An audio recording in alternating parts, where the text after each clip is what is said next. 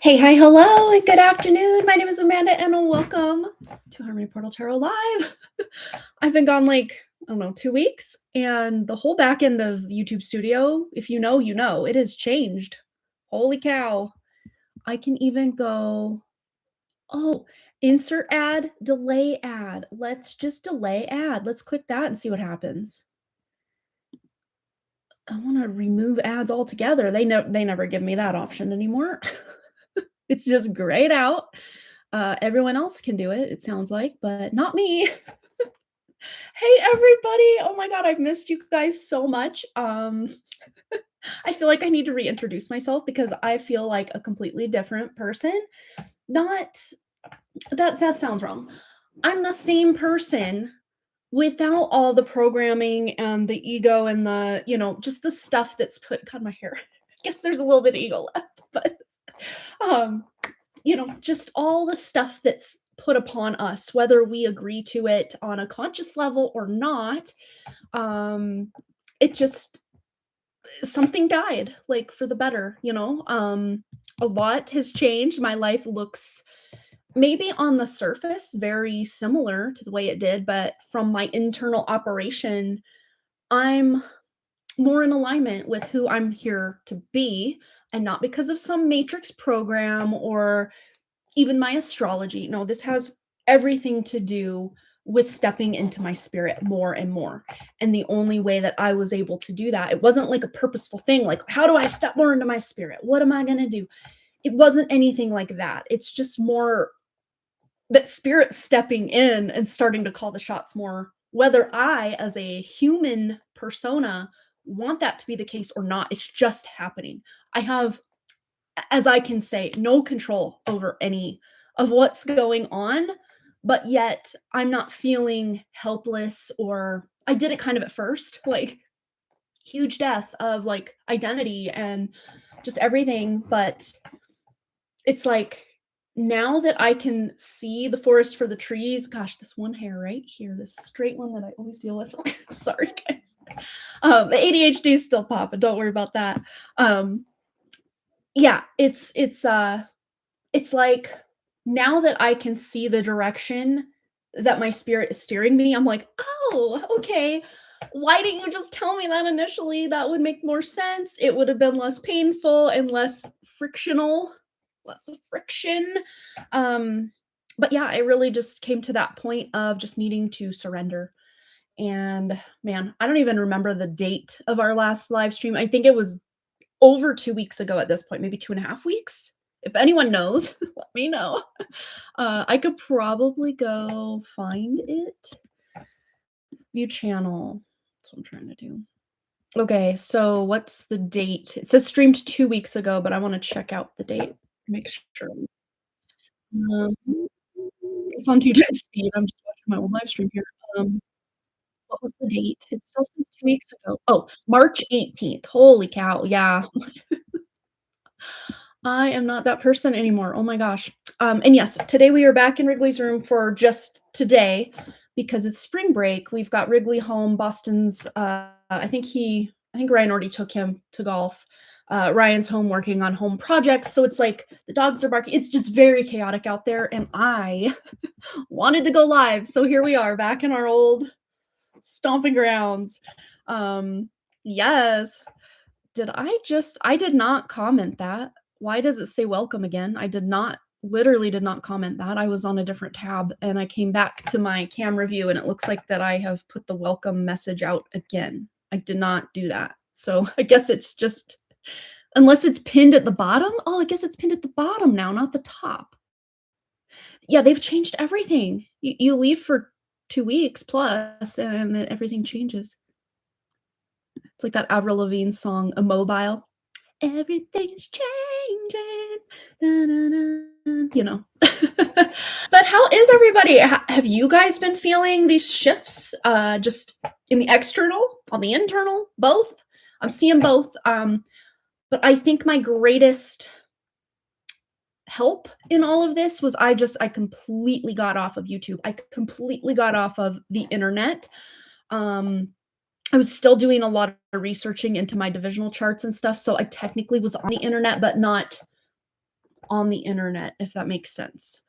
Um, yeah, like, I didn't even know there was an Iran thing until today. I heard something about it, but it's just, like, my awareness didn't even care to, like, ask more questions about it like I normally would've. Because it's almost like my spirit's like, "That don't look back. That's where the world has been. That's not where we're going." And by we, I mean kind of our collective. Like, we're not, I mean, I guess if you wanna remain aware of what's going on, that's obviously your prerogative, but, for me, even going on social media, it's like they're shoving, because I had to go on Facebook today, I sent my mom a funny thing. So I went to Messenger, and then I saw that she had posted a funny video, so I clicked on it, and then it took me to Facebook, and before I know it, I'm back in the scroll, you know? It's just, the heck was that? It's just so automatic, and before I knew it, it's like something about Iran. I guess just from what I read on the highlight, again, didn't even try to go into the comments or anything. It was something about potentially a genocide, or is that even a word I can say? Probably not. Of those people, if they didn't abide by certain terms that the president was saying to, I again, I didn't even, not that I don't care. I obviously care. I don't want that genocide word to ever be a thing. Like, let's get that straight. But as far as all of this goes, my spirit is basically telling me it's all a stage, it's all theater, it's all it's all constructed for huge Lucian energy harvesting operations to then be able to make these things happen.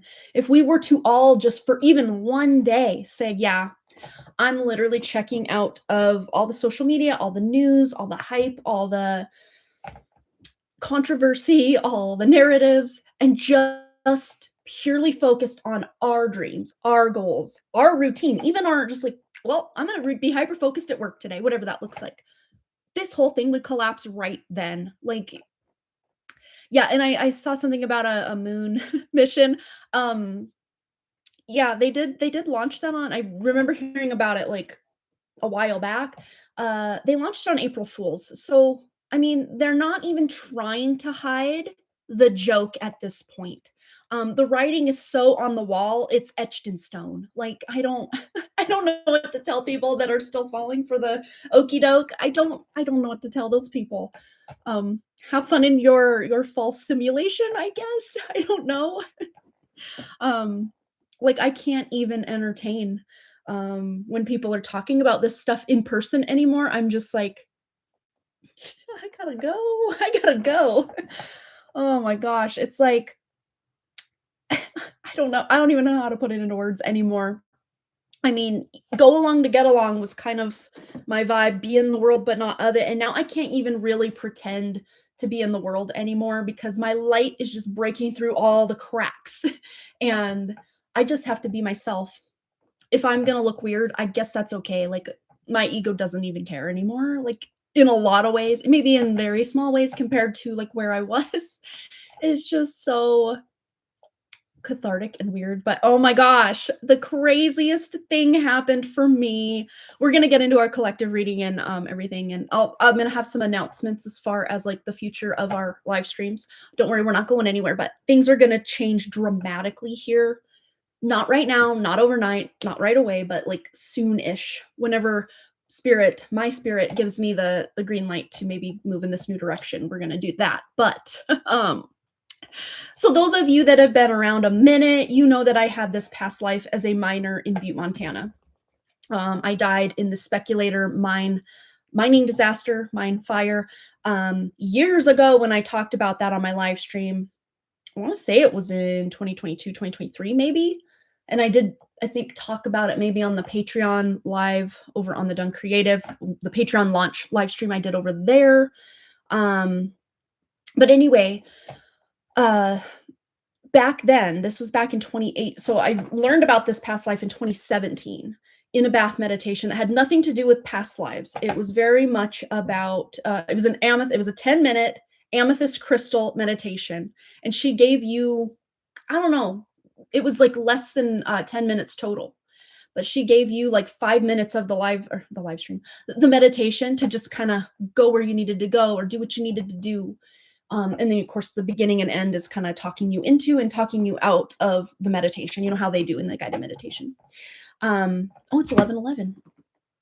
11:11.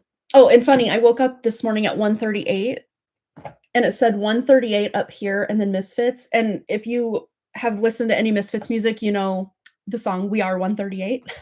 I was like, nod from the universe. But anyway, yes, talking about this past life where I was a minor. I came from modern day Serbia area, used to be Montenegro, from this small village. Ended up in Butte, Montana as a miner for the speculator mine. Um, Most of the world's copper at the time came from that mine. Huge mine, huge operation. But even way back then, um, my conspiracy theorist hat was very much on and very straight on my head. Um, but I got even more downloads about how all that started. It was another false flag event, as they do everywhere. It was no accident, not at all.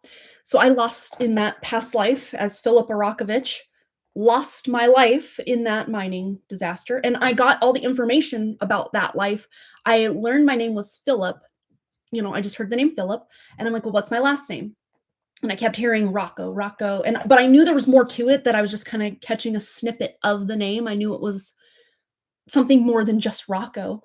And then I heard in that meditation initially in 2017, that this was the US biggest mining disaster. And I'd been to Butte over and over again throughout my life, like many times. I knew there was some sort of mining thing going on, disaster over there, but I didn't realize it was the world's biggest. For some reason, my mind kept going East Coast, like Virginia, or maybe that's the whole coal miner's daughter. I mean, mining didn't specify, is it copper mining, gold mining, silver mining, uh, coal mining, like what kind of mining?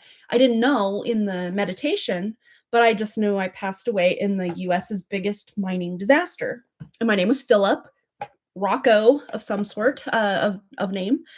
And after the meditation, of course, I went to Google and typed in US biggest mining disaster. And of course, it pointed me over to Butte, Montana. And there's 163 names. 163 men died in that mine disaster. And wouldn't you know that Philip Rocco Rockovich was in there. And for a significant portion of my tween to teen years, I like to pretend that my name was Sharocco. Kind of like the car, but I think it's spelled like Ciro. I don't know how you spell the car name, but I just thought it was the coolest name I've ever heard. Sharocco. Like, my name's Sharocco. I don't know. How weird is it that Rocco really stood out? And then I have chills. But anyway, I digress.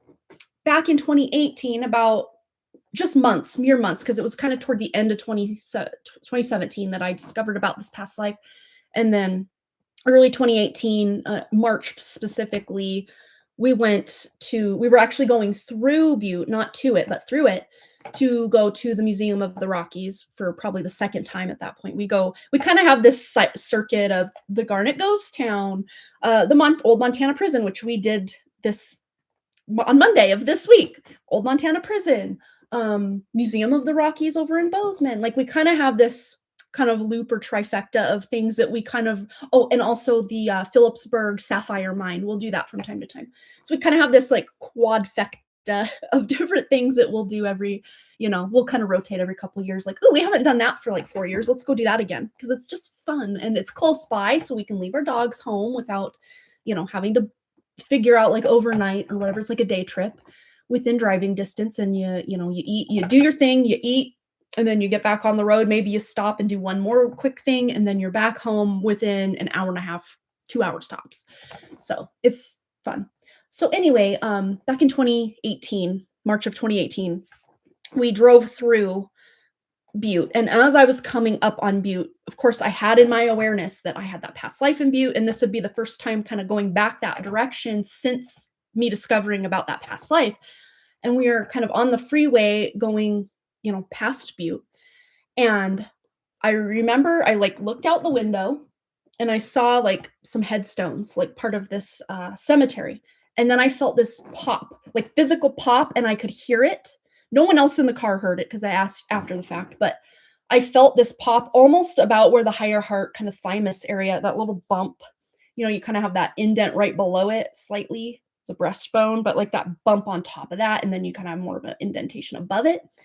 I felt that physically pop kind of outwardly, and I heard it really, really loud, like inside my head or inside my body somehow. I heard that. No one else like heard it though. And right after that pop, probably within 5 seconds, I'm looking back, like I probably went like this or something to be like, what the heck? But I look back out the window, and as I'm saying this, I'm hearing it and like cognitively processing it as the same time as everyone else in the car, which is my husband and my 2 kids. I said, I'm buried in that cemetery. Like, who says that? And my husband's like, what? And I'm like, what? I'm like, I don't, is, did I just say I'm buried in that cemetery? It's like my spirit took over and said, "Hey, you need to buck up. Let's pay attention here. Like there's some information you need right now and you're going to figure it out."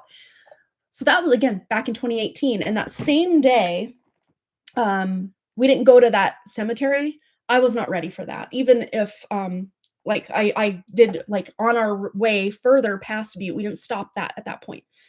But I Googled, everything I could about, like findagrave.com. You can go to findagrave.com and find where someone's buried. Sure enough, it was Mount Moriah's cemetery in Butte. And there's like six, seven cemeteries in that town. Like it's a big cemetery town. I don't know if that's a good thing or a bad thing. There's a lot of cemeteries there. And of course, it's that one cemetery that I saw and pointed out off the freeway that was the cemetery that Philip Arakovich was buried in. It's like, do I refer to him as he or I? Like, it's a weird thing in the head to try to wrap your head around. I'm gonna go back. I don't have to go back too far because I kind of quit posting on Instagram not too many, well, quite a few years ago at this point. Let's see, when was that? 2018. I did say that earlier, didn't I? Yeah, I don't have to go back crazy far, but far enough. Okay, here we are. So this is March 29th, 2018. This day I was just talking about the pop and all that in my chest and then hearing that. And then after we went to our museum and did all our fun things, my husband's like, well, do you want to like go back kind of by the mine and just see? I'm like, yeah, let's do that. And then as we're like getting near, like you can see the mining operation, like equipment stuff back there. And I don't know what that thing is called, the big standing thing there. I don't know what that's called. It reminds me like of an oil derrick, but this is for mining. I don't know the name of that thing, but where I'm standing.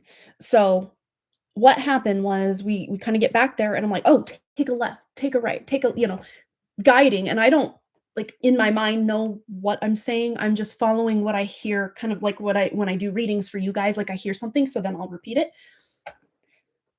And when I was in the car, that wasn't the thing. Like I didn't even hear it in my like mind's ear, eye, whatever. It just came out. But this was more of a, okay, take a left, take a right. And we ended up at this place and there's actually kind of this open field, but I'm like, this is where my house was. And I look out kind of at the view of what's behind me here. And I'm like, my house was literally right where I'm standing. And then I had no way to prove that at the time, but I'm like, this is where because I had helped build that house, like in that life, with my own 2 hands. It was kind of a community effort, but like we were building all these, like, I don't know what they call those houses. You basically build it in like a day and then it's built. Like it's quick and probably pretty cheaply done. Yeah. And then I like the quote that I chose for this, and I just kind of left it ominous. I didn't try to tell Instagram like what this means to me. I just wrote the quote. There is a kind of magicness about going far away and then coming back all changed, by Kate Douglas Wiggin. Far away, literally into a whole other life, and then returning to where it was that you had a past life. And it was such a surreal feeling. Like I can't even describe it at the time, because it was probably the most mystical, magical thing that had ever happened to me to date at this point. So after we get back on the road, I'm Googling and I'm doing things, and I found Philip Arakovich's World War I This was back in 1917. June 8th, 1917 was the year that I died, or the day that I died, year that I died, day that I died. And 3 days before I died, I filled out the draft card to be drafted into World War I to fight for the US, even though I was an immigrant, right? Um, so on that not immigration, on the World War I draft card, it had my um address. And it was 2345 Clear Grit Road. Well, that road that we were on this was Clear Clear Grit Road, but of course there's no house numbers because they took all the houses out, and it's kind of just a kind of along the side of now a public walking path. Like I don't think anyone owns it now. I think it was owned by the mine even back then, kind of like how the mill here in my town, well, kind of just a town over, like a tiny town over, Milltown, Bonner, Montana. A lot of those mill houses were built on like mill land and owned by the mill. I think it was a similar thing back during this. But anyway, long, boring story short, coming back to Monday of this week, 2026. So this is 8 years later. 8 years, wait, 18, 19, 20, 22. Yeah, a little over 8 years later, because we're now in April rather than this was in March, in 2018. So a little over 8 years later, we're not even going as far as Butte. We're going to Deer Lodge, which is closer to Missoula than Butte is, but it's like another 30 miles or so, another half-hour drive just to get to Butte from where we were kind of having our fun spring break activity, right? And so my husband's like, yeah, let's just drive to Butte and we'll find the grave site. And I'm like, because it's weird. Because like for years, I'm like, no, I'm not ready. I'm not ready. I'm not ready. I'm not ready. And I knew the second that I visited that grave site that my life would quantum leap, warp speed, do something different in the direction of my spirit. Like I knew that. And I've already been feeling that leading up to last Monday, as far as like, even before my very last live stream, I'd have to go back and watch it. I'm like feels like so many lifetimes ago, versions of me that have existed since then, or peeling that I've done to actually get to the root and the heart and the spirit of who I truly am, that I'd have to go back and watch that. But I was already in like a transitus, like in transitus.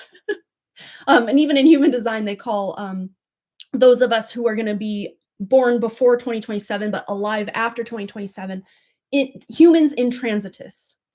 Because we're not quite operating under that new blueprint, but we're in transitus. So we still benefit from like, higher lifespan and all that fun stuff. But anyway, so we went to the cemetery after we were all said and done, and they made it super difficult to, like, they had everything in, like, how did they word it? I have to go back to my husband's text message to find it, because he found it and then texted me, because I couldn't find it. The internet is the Googling and all that is so broken that like I can't even find what I need to find anymore. But yeah, findagrave.com. So this, and weirdly, of 163 miners, I was one of 5 who had a photo of myself anywhere available. And if you guys want to see, and then, yeah, I mean, I don't think I look like that anymore. But the funny thing is, in this life, I was engaged to my now in this life sister, and her name was Clara, but I can't find any proof of that. She was like a dancer, like a sexy dancer in one of the brothels or bars or something in town. And I was kind of a raging alcoholic in this life, but like everybody was. So it's not like I wasn't the outlier in the community, just that raging drunk. Like everybody just, early 20s men that were unmarried, that's just what they did, was drink whiskey and all the fun things. And I'm pretty sure this is why I have no care or concern to go down that road in this life, because I've already been there, done that. But anyway, it's showing we're on Block N, Lot 9, Grave 5 in the Serbian area or district of this cemetery. So we're driving, and it's weird because I keep feeling very pulled to a specific plot or section kind of in the middle of this whole cemetery. It's a huge cemetery, huge. Um, and we drove by it. We see section or block. Was it called block? Um, I think it was block. I didn't remember. Block N. We're looking for block N. We found O, we found P. We could not find N. And then Wrigley's like, there it is. I see it. It said N. So like we go all the way around it and park in front because we were kind of on the back side of it. But when we had first driven by it, I saw um like a dual headstone for like a husband and wife that said something. What did it say? It said Mildragovich. I saw this one from the road, which you can kind of see the road kind of going. It kind of went, oops, wrong side. This side, it kind of went alongside, and there was maybe one other. I can't remember. No, that was the closest one to the road. But I'm like, that's a like an Arakovich sounding. I'm like, I don't know. I just keep being pulled to kind of that area, but like we had been driving around for a while, and I totally like lost orientation of where I even was. Um, oh, I should have brought my thing up. I maybe I'll go get it. I don't know. Is it needed? Probably not. But anyway, so we get out and we're just kind of walking. I'm like, I don't know the rhyme or reason. We're in block N, and it's like a city block size. Like it's huge. It's huge. I'm like, this will take us hours if we just have to go row by row, section by section. And I was like, I've been doing this thing lately where I try to just turn off my mind because we had this again, this is like a side tangent, but I swear I'm getting to the point. A FedEx sticker that they'll put on the door, and it's been super windy here again.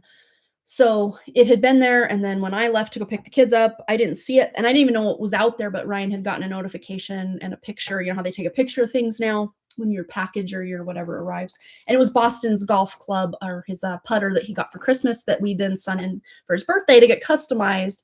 And he was like needing it, wanting it for his golf. So it had fallen off the door, and we had looked everywhere, like looking. And I stood on the stairs and I just said, no. Let's not get in the human mind. Let's bypass the mind. Mind, you're turning off. Okay, awareness, you're taking over. And the second I opened my eyes, it landed exactly on that FedEx ticket. And so I'm like, you know what? I'm going to do the same thing at the cemetery. And I try to turn off my mind, and I'm just kind of looking, and I come across this black, white, and gray magpie feather. And I pick it up. I'm like, okay, I'm on the right track. And I pick it up and I show, my husband and my kids. And then I just veer kind of to my left to go kind of straight. And everybody's kind of scattered behind me looking, and oh, look at this is a cool whatever on this headstone. Had nothing to do with what we were looking for, but kids, they see something they like, they ooh, look at this. And I'm looking back at them as I'm talking, and I turn my head and I almost run into my headstone. I like back up, I go, I found it. Oh my God, I found it. Like just letting my body take me where I needed to be. I literally almost ran right into it without knowing. Took a picture or two or three. And the crazy thing is, let me just zoom in before. Okay, this is in Serbian or whatever their language is called. I can't read it. This is the name. Filip Arakovich. I wouldn't have been able to tell you that. I may have had a feeling like, oh, I think this is it, but like it's in a different language, so I'm just gonna have to go on vibes. But this is what I saw, what I almost ran into, and then my picture's on it. Oh my God. But weirdly enough, like I'm more excited about it now than I was then. I was just so like neutral and like even keel and steady and like weirdly detached. Like you would think, okay, I found a missing piece of myself. I found my gravestone from my past life. This is everything. This is crazy. But I was just very like almost detached. Like I was observing the scene rather than in it in a weird way. Like yeah. Took a closer up of it. And it's weird because I, of course, like, look, now you can actually copy these and then go into Google Translate or whatever to, um I'm gonna do that right now, just see what we get. Um, oh, and weirdly, as I'm searching this, I get this for this Annalisa somebody in Texas. It's her medical stuff. I get it all the time, and I have called them no less than 4 times since probably around 2017, 2018, saying, "Hey, this is the wrong number. I am not this person. Please stop calling me." Doesn't matter. They just keep calling, and it just happened again. So, false identity, I don't know. Um, let's go to AI mode because it's not giving me anything on Google regular. Can you translate it to English, please? Okay. It's how you spell please, but whatever. Okay. Um, well, maybe I copied the words from a different photo I took and it was easier to find. Um, but the village, 2 pin, the dates, lifespan, yeah. But anyway, um, on the top, let me get to it. Okay. I was, like, blown away 'cause it says OB and then it looks like the Saturn symbol, which let me show you the Saturn symbol real quick so you know what I'm talking about. I'm really hot all of a sudden, holy cow. Show me Saturn. Show me Saturn. Shutterstock image. I swear I'm getting to the point, guys, like, there's a reason. Okay, that's the Saturn symbol in for astrology. Now, you tell me the 3rd letter of this doesn't look like that Saturn symbol. Right here is what I'm talking about, right there. But then it says OB Saturn symbol E. And to me, I'm like, out of body experience. Saturn is like that karmic structural grind of a planet, you know? Um, but what that word actually means, I did get it to translate in Google by explaining OB, something that looks like a Saturn symbol, and E. What does that word mean? It means here, which makes obvious sense. Like, here lies Philip Arakovich, born, died, worked at Speculator Mine from this village in Montenegro, blah, blah, blah. But yeah, I'm like, here. Like, I was here. Like, and the body that I was in that life is like 6 feet below here right now. It's just like, it's so hard to wrap your mind around.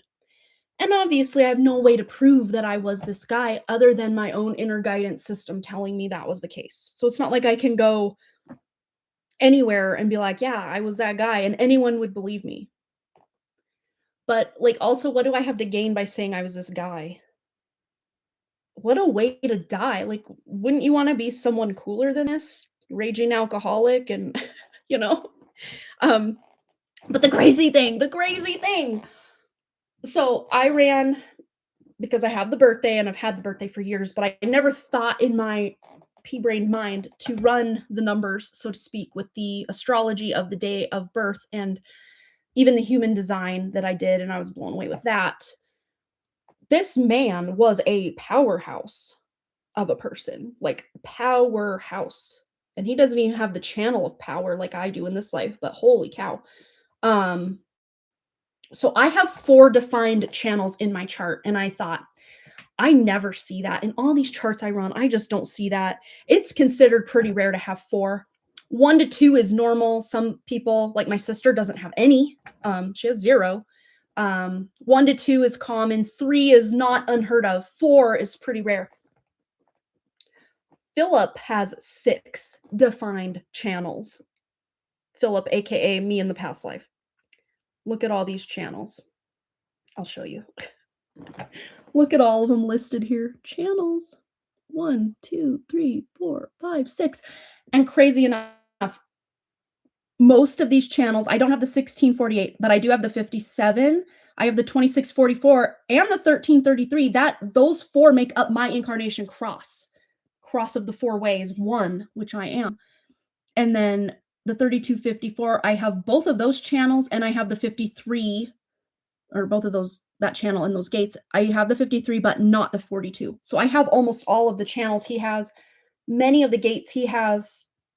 Really crazy. Also, in astrology, his son, he was born on January 9th, 1893. His sun is at 26 degrees Purvashada Nakshatra in Sagittarius. My K2 is at 23 degrees, within 3 degrees. Then you go to my sun. My sun is at 14 degrees Bharani Nakshatra in Aries, and his Rahu is at it's at 11 degrees, within 3 degrees of my sun. So our suns are each within 3 degrees of one of our nodes. And then his south node K2 is exactly conjunct at 11 degrees my Jupiter. And then there were some other things. His moon is exactly conjunct my Mars. There were some other placements that like blew my mind. Can't remember where the Saturn was within 3 degrees of my actual natal Saturn, and both in Virgo, but his was in Hasta, mine's in Chitra, within, again, 3 degrees. But everything was either exactly on or within 3 degrees, and not within 3 degrees, but exactly 3 degrees apart. It was just mind-blowing. Mind-blowing! Crazy days, crazy times. That's my, like, holy crap, this is my life that has happened since I've seen you guys. Now I can catch up on comments. We're gonna do a collective reading. But before we do all that, I am gonna kind of let you guys know, sort of, again, this could change, this could shift. This is just for now what my spirit is calling for as far as the future of this channel and what we'll be doing here is eventually, and by eventually I mean sooner, probably much sooner than later, I will no longer be doing private readings or personal readings anymore. Whether it's astrology, whether it's just tarot readings, intuitive readings, all that stuff. I will no longer be offering that because I'm being called to offer more collective. And of course, the collective I'm offering to, it's still going to feel personal because we're such a small collective. We're less than 1% of the population currently and have potential in the coming years to expand no more than maybe 20% of the population. We're dealing with a minute percentage currently and into the future. So hopefully, if you want to stick with me, these will still feel like personal readings to you, but I won't have to exhaust my energy by tuning into each individual energy field when I do readings, because it may not look on the surface like it takes a lot out of me, but energetically, it takes a lot for me to replenish. And I'm coming into a point where I'm going to need a consistent stream of my energy to create my, I don't know, for lack of a better word, we'll call it an empire. I'm creating my series empire. And I'm going to need a massive, massive amount of energy for that.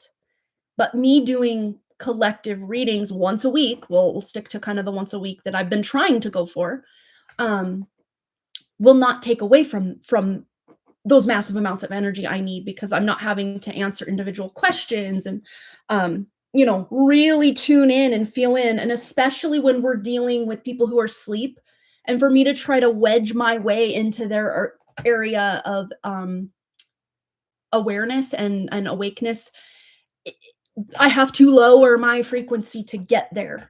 If I'm doing readings straight across for, you guys, just about you guys, reading for you, about you, that takes significantly less lowering of my frequency to do that. But it's just, I can't do that anymore. And I'm not just saying online, I'm saying in my personal life. Like I'm not going to be allowed to do that any longer moving forward. It's just going to have to be that I need to bow out gracefully, being that mentor, that counselor, that teacher, that helper, because I just have such a heart that I want to help people and I see people suffering and struggling. But I am much better served for myself and others if I can give collective messages and then point people there.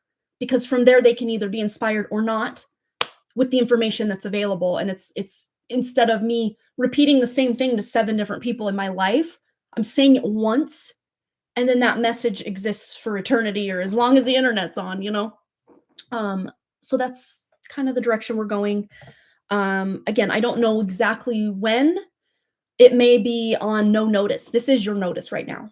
So I'm still offering personal readings as of today, right now, on this live stream. So if you would like a personal reading, this could potentially be one of the last you could ever get from me as a personal, me tuning into your specific energy field. But remember, when we do our collectives, I can tune into the collective awakened energy field and still get your energy and message that way. It's just a lot less taxing on my system to do that, if that makes sense. I just need to reallocate my resources into something that will help the greater good rather than just 1 or 2 people significantly, if that makes sense. And that's the way I've been operating. And I'm like dying inside to try so hard to try to get into my series. And when I'm running around putting out all these fires, or the example I use all the time, it's like the lighthouse having to go out into the harbor, out into the ocean, and try to track down all the ships. I can't keep doing that with my energy, which that's what I've been doing with my energy for years now. Just as a way to survive, as a way to make money, as a way to relate to people. And I've got to stop. I've got to stop. Like, I've got a clear indication from my spirit. This is the main cause of my migraines, is having to lower the frequency, tune in, extract what I need, and then try to get out as soon as possible. I can't keep going on rescue missions. And hopefully, fingers crossed, in all the years that, most of, that have been here any length of time, I've been saying this for a long time, is I don't want anybody dependent on personal readings from me or anyone else. Like, I want to give you guys the tools to feel like you can get your own answers from your spirit, or if you do need that external validation, that most of it already comes from inside of you, and then you hearing it from an outside perspective can maybe help add some facets to what you already know to be true. And I think most of you are already there.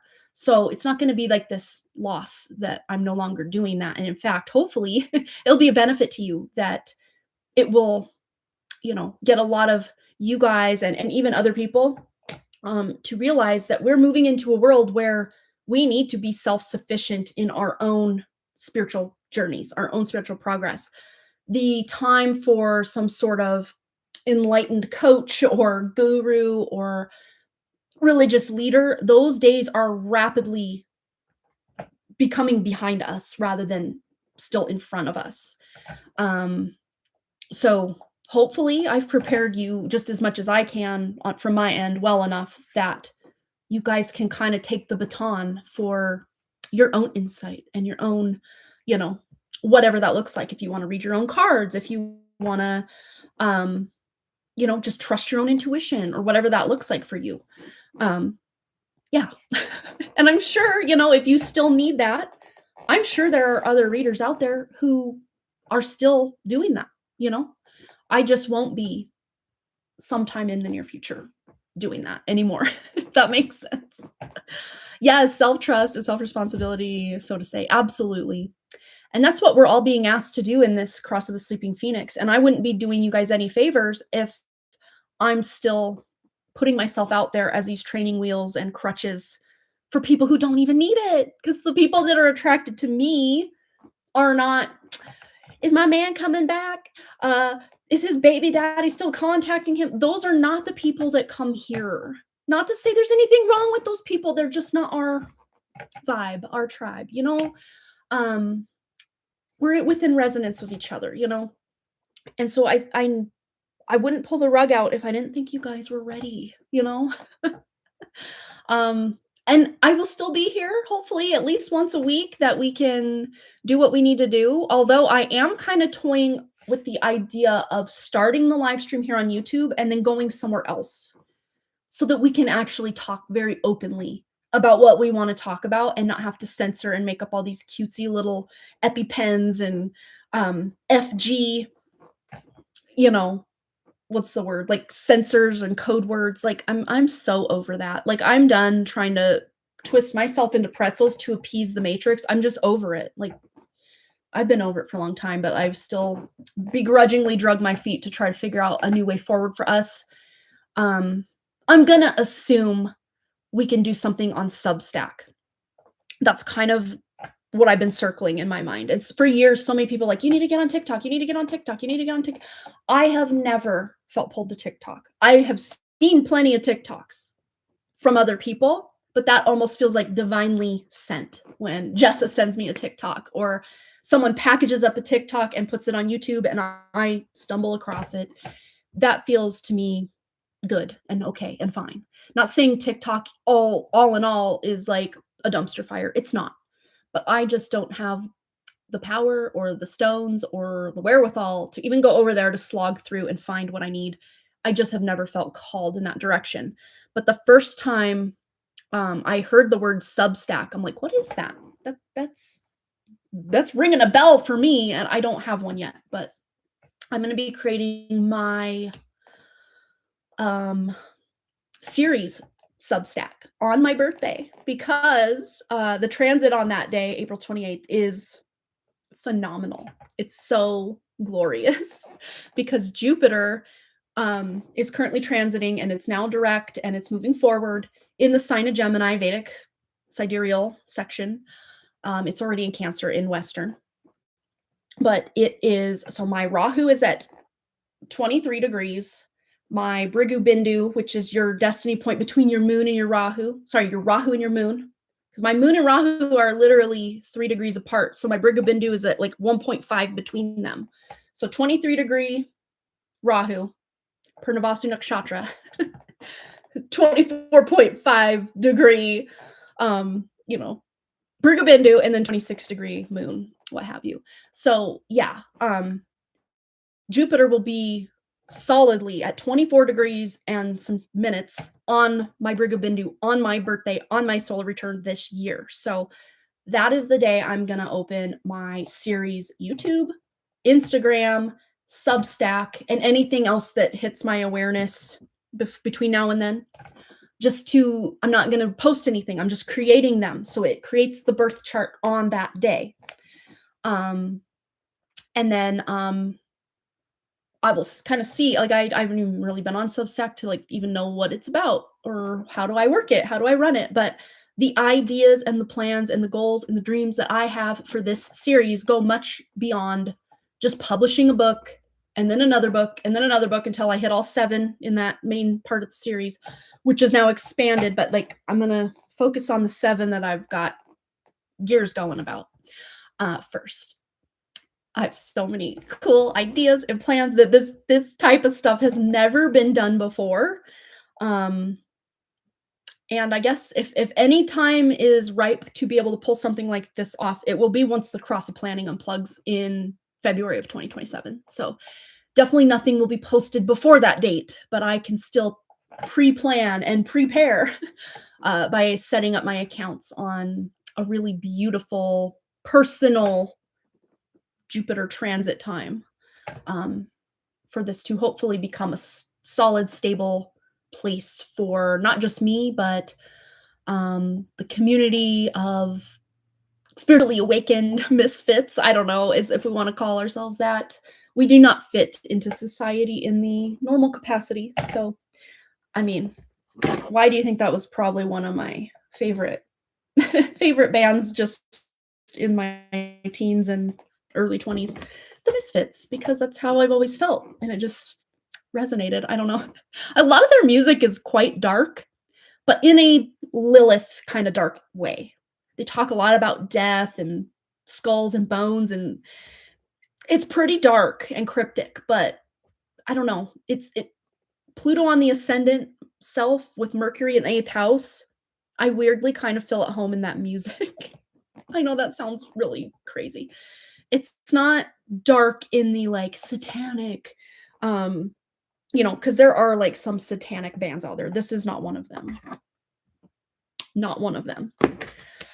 But yeah, I know it looks very satanic with what's going on here, but sometimes you gotta go undercover. You gotta hide You gotta hide, like many of us are doing right now, heaping all this karma on top of us to hide in the system, be in the world, but not of it, so that we can help liberate humanity from these clutches. Most of us are undercover ops. Let's just put that out there.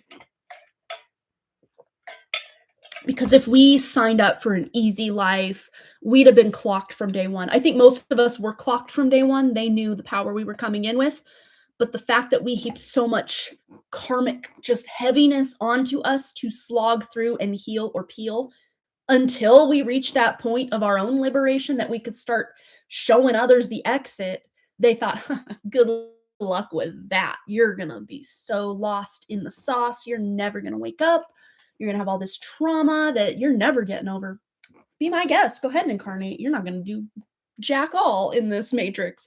Well, we had them fooled, didn't we? We sure did. We sure did. All right, let's catch up on comments. I've just been windbagging for I don't know how long. And it doesn't even give me a timer for how long we've been live anymore. 52 minutes because I went live at 11. So we're at 11:52. But yes, Versha's here. Hello. Yes. Oh, mango ice cream. That sounds so good. Oh my gosh. Have some for me too. Yeah, I feel the same, more detached and looking at things from higher perspective. Yeah, I still know I need to surrender, but not sure how things are going to unfold. And this is something I've learned. Just let me put this out here.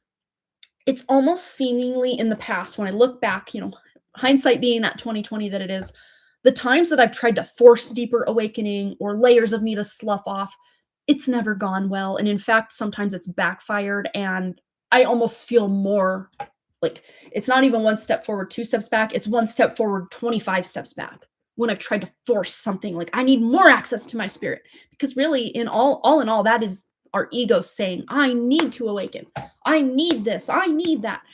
It was me just kind of taking those breadcrumbs from spirit, following and doing what I need to do for my own self-development that led to this huge, probably the hugest breakthrough. I've been in the community tab, just keeping you guys posted. Yeah, not going to be live, whatever. I've been calling it the reawakening from the rude awakening from my initial awakening. It's like this stuff just happens in layers. The reawakening from the rude awakening from the initial awakening.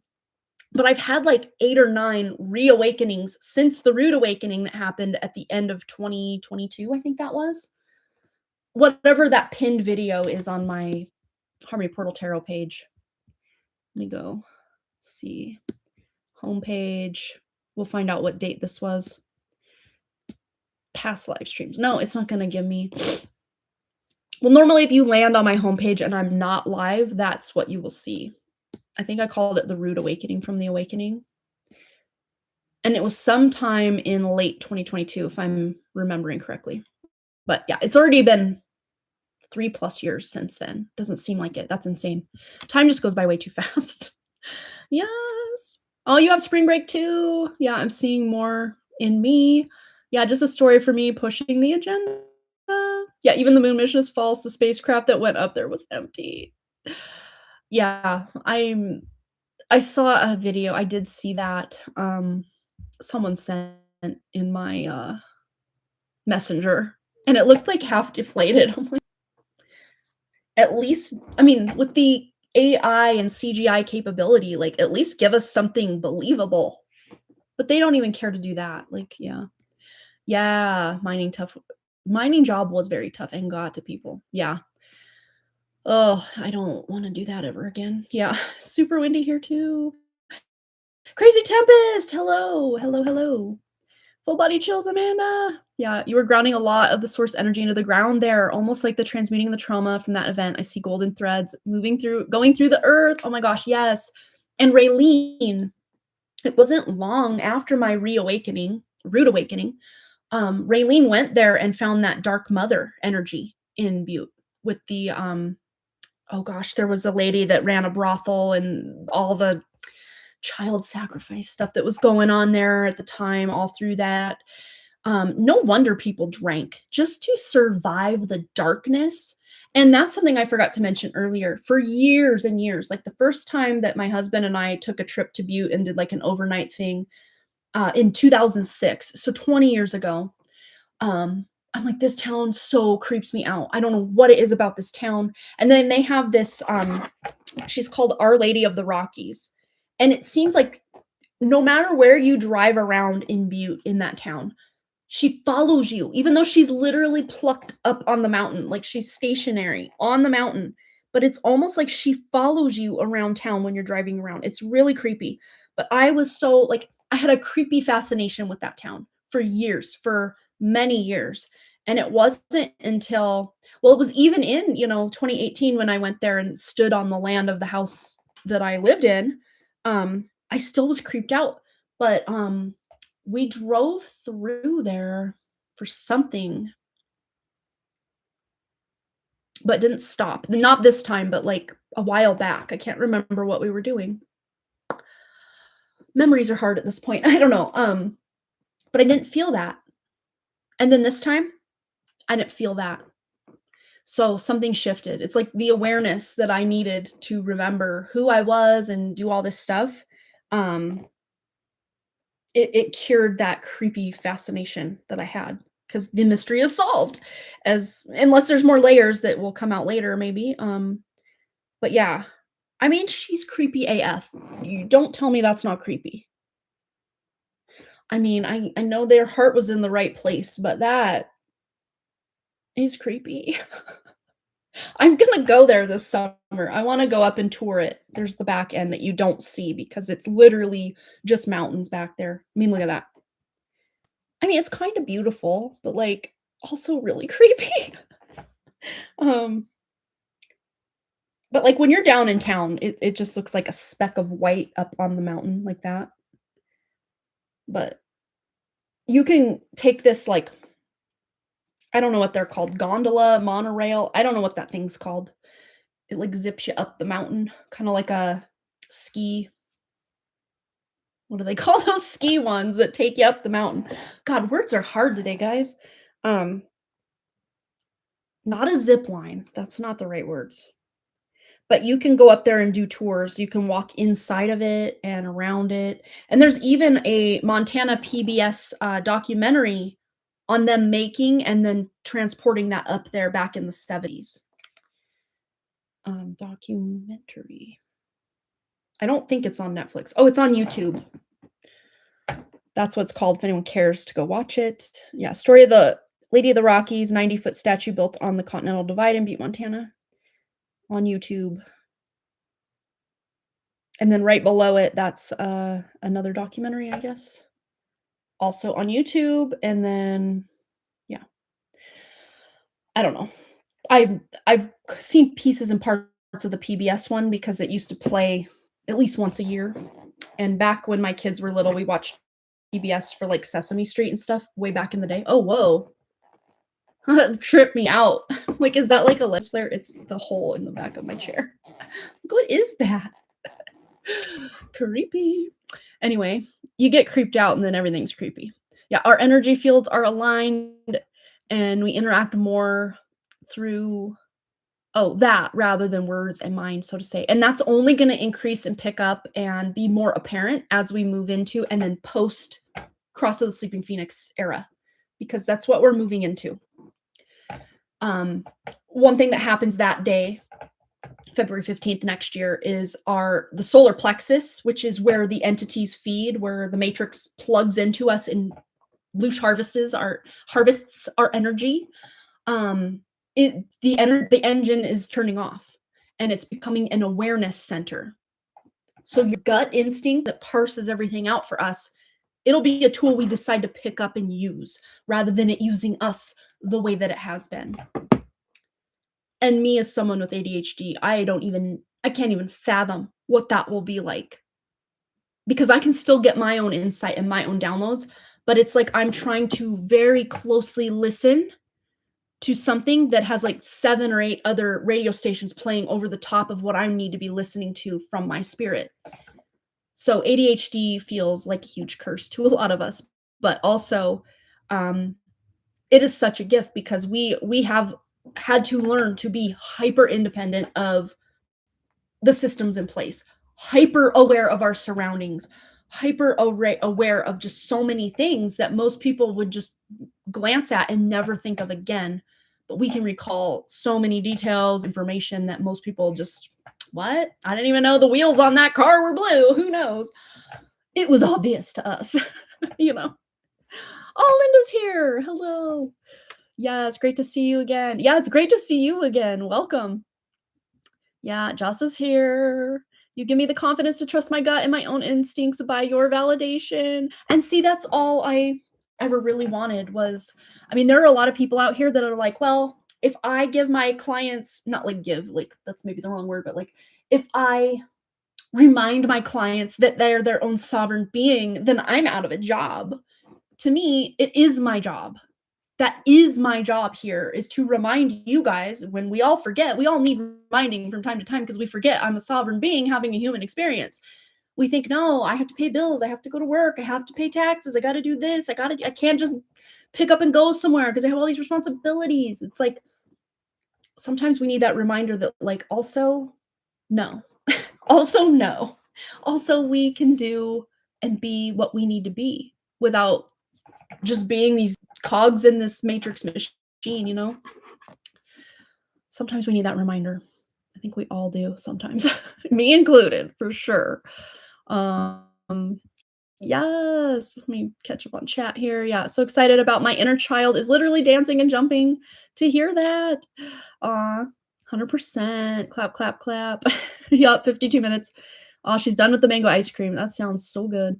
You know, something I used to love as a kid is sherbet. It's kind of like ice cream, but like without the dairy. Sherbet is really good. Or like a gelato. No, is that the right word? Or no, sorbet, I think is the word I'm looking for. It's more of a ice and fruit rather than milk and whatever else, or cream and whatever else. Yeah, totally get it. Have done that, but now it's the same right now. Reawakening from other layers of awakening. I mean, does it ever end? I don't even know. I have chills. She shared a lot of the energy work she did on her trip to Montana. OMG. When A, who accompanied her, shared with me, I saw myself as a Native American leader at the Buffalo Falls. Yeah, I have a huge draw to that area as well for some reason. It feels karmic, like not karmic, like, oh, I did a bad thing, but like karmic, like someday I need to investigate that or feel into that. This is not even my second rodeo in this part of the world, because I feel and know that Montana, I mean, they wanted us to believe certain things about it that, you know, this is just the Wild West, the undiscovered frontier. It was only, you know, handful of tribes moving through here as far back as the Ice Age. I call BS on that. I mean, there are pictographs, there are like full, like the Montana monoliths, the wall that was built.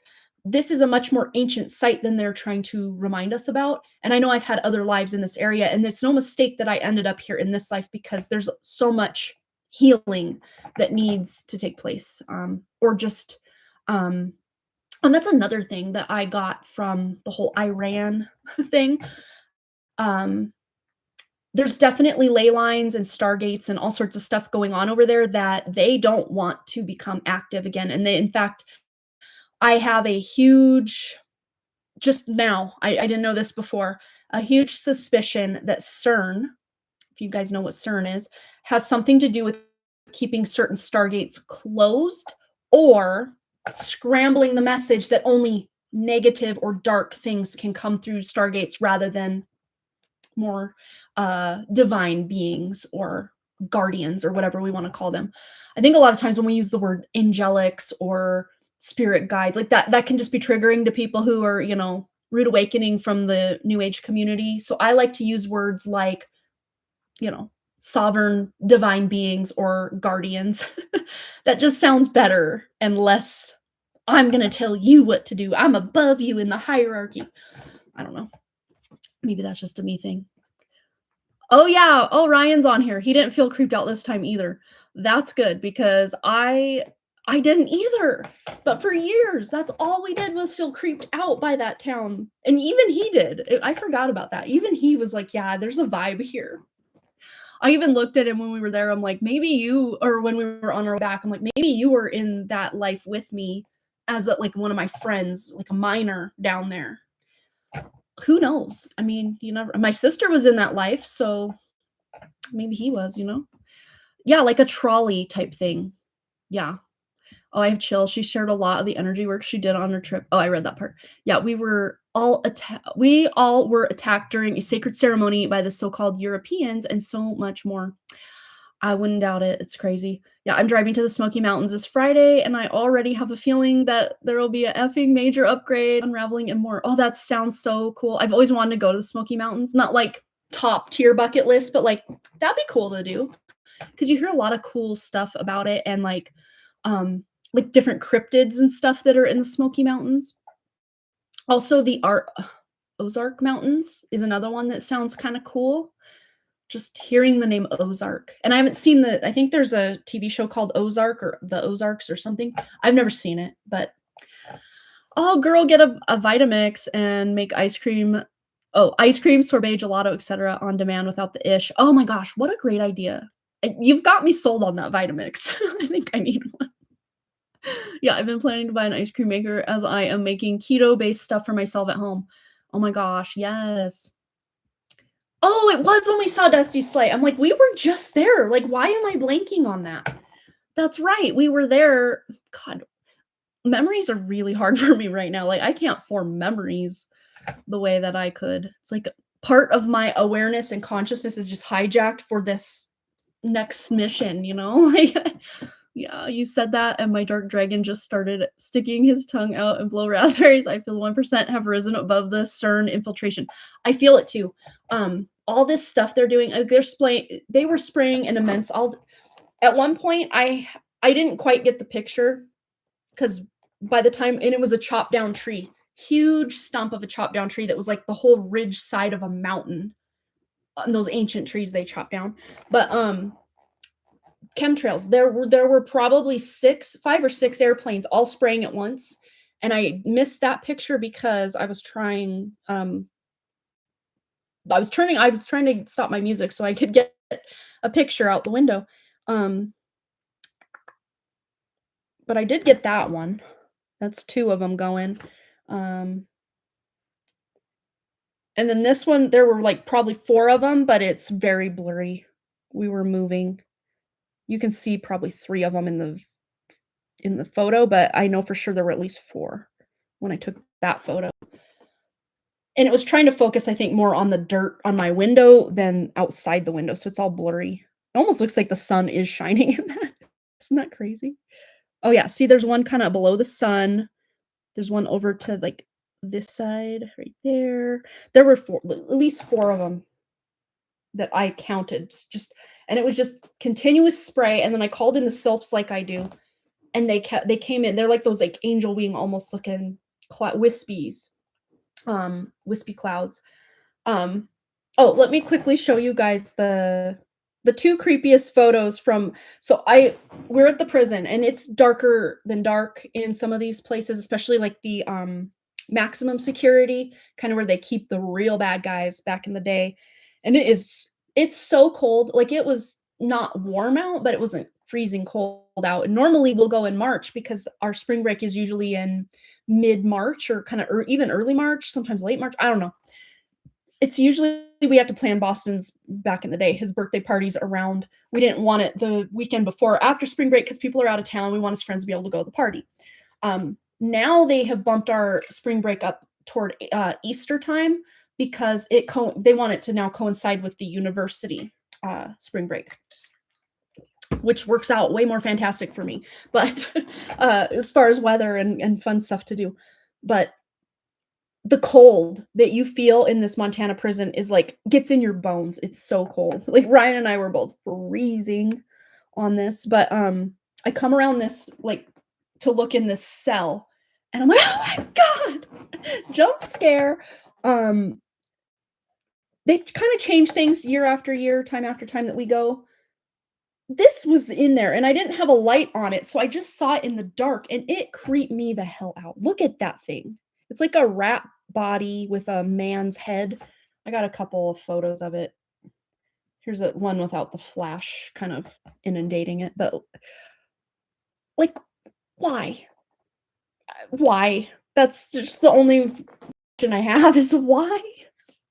And then there was this kind of like tunnel that they had a contractor like cut through the wall of the prison because these tunnels would be where like I don't know, what do they call the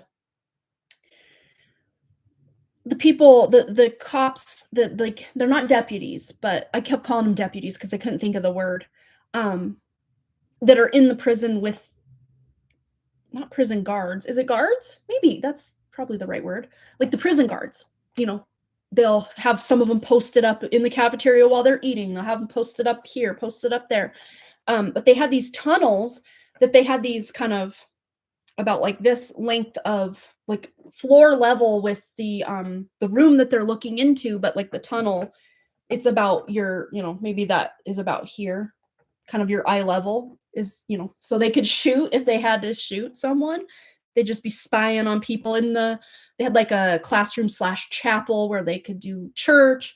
They had a theater. They had like all these places, but the theater, if I remember correctly, back in the day, you could go that far, but they had stored a bunch of stuff in it, so you couldn't really see, but you could go down the tunnel that kind of ran parallel to it.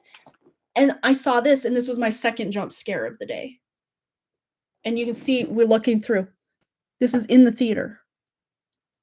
Why? Why? Why? That's all I have to say is why? Why did we gotta go there? And then this was up on the stage of the theater. And then my question with this is what? What is that? It looks like a spider with all those eyes and fangs, but like it has legs that bend like a human. But only 2 of them, not 8 of them. I don't know.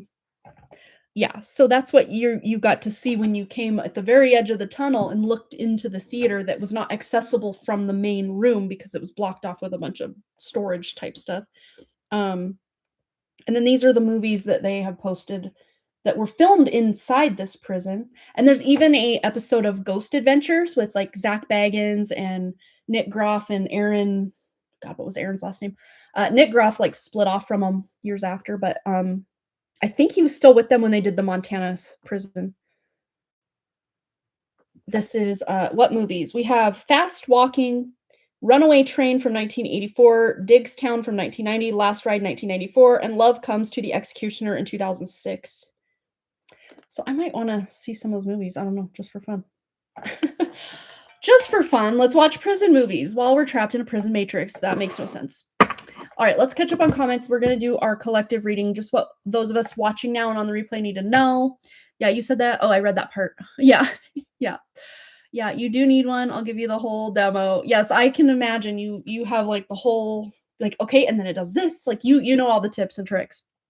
Oh my God, spraying here has gone up. It's like constant. I don't even know. I don't think there's nothing going on today.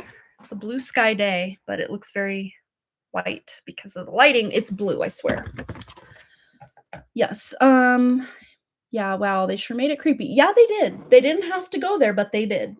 I'm kind of thinking we're at 12:04, so an hour and 14 minutes in. I probably should start time stamping when we actually start our readings so that people don't have to hear my play-by-play to get to this point. I know some of you enjoy it. But anyway, I kind of thought we would take this What's the News deck and just see like what is it we should focus on, like as far as the theme or kind of the question we're asking today. Because I don't even know where to start because so much has changed in my life that I don't even know. But let's just see, those of us watching now and on the replay, what do we need to know? What should our awareness be focused toward or looking out for or whatever? We have Super Size Me. Doing too much, excessive, overindulgence. And then we have playa on the back. Playing the field, not looking to settle, seeking options. Weirdly enough, I'm not mad at this.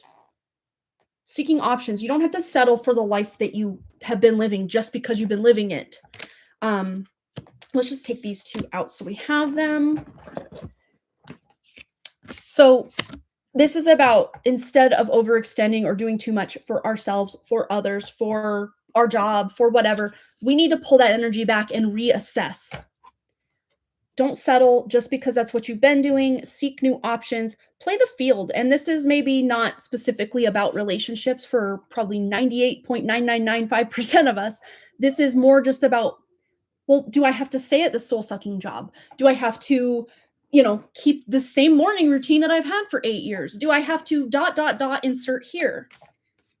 Because some of us are maybe doing too much that it's detracting. It's like less is more kind of energy. Brianna, hello, welcome. We've just been chit chatting. We just started our collective rating.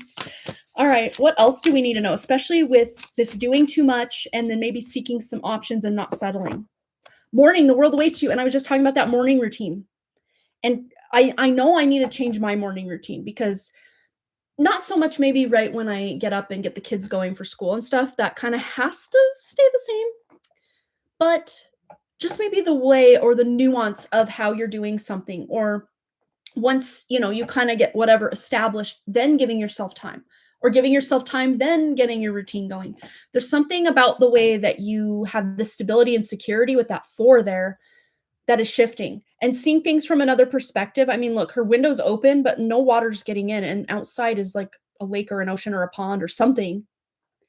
We got a lot of dolphin symbolism. Well, fishes and dolphins, so it's very Pisces energy.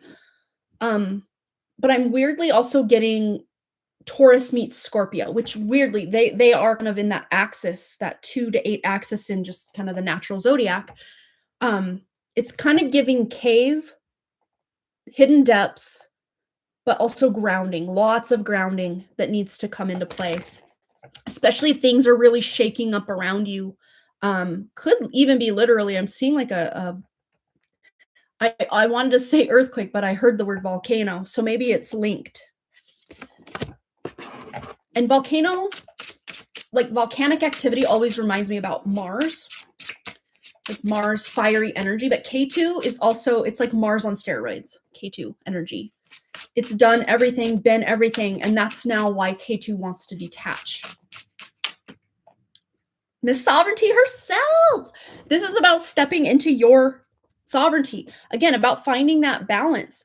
And because many of us live our lives so out of balance, we don't even know what balance looks like until we realize, I mean, this is kind of about like one end of the extreme and then the other. It's about finding that middle ground. But if you're still having to self-sacrifice to find the middle ground, maybe the circumstances themselves are what needs to change. But this is about stepping back into your authority, your own authenticity, feeling lit up by life rather than being dragged behind it. I mean, we are in the year of the fire horse. Some of us maybe feel like we're being dragged behind the horse. That used to be like a form of torture, that they would like drag people behind horses and stuff. Like it's giving Matrix on steroids. But what I'm seeing with this is, instead of being drugged by the horse, we're the one in the saddle, guiding the horse this way, that way, whatever way. Very fiery energy too. I was seeing that explosion, explosive, like volcanic Mars energy. And then we have the fiery queen herself right here. I just heard coat of arms. I don't think in all the years that I've talked about this card that I've ever really paid much attention to these kind of fiery lion, griffin looking, not so much griffin, there's no wings, but I'm getting lion being, which Lyrans, right? The lion people. Okay, so I'm getting that this message is directly connected to many of you here being Lyran star seeds. Specifically, I just saw the star as I said that. And there it is. So this is about connecting back to your home planet, home base. And it may feel very weird, like surreal, weird, but this is where the grounding comes into place. And mourning, let's not forget that there's also the other way that we mourn something, right? Mourning, take or give a you somewhere in the word. But the world is waiting for you, but you can't give from that empty cup. But look at all the water available. It's just, if she were to try to open that window and get the water, it's going to flood her.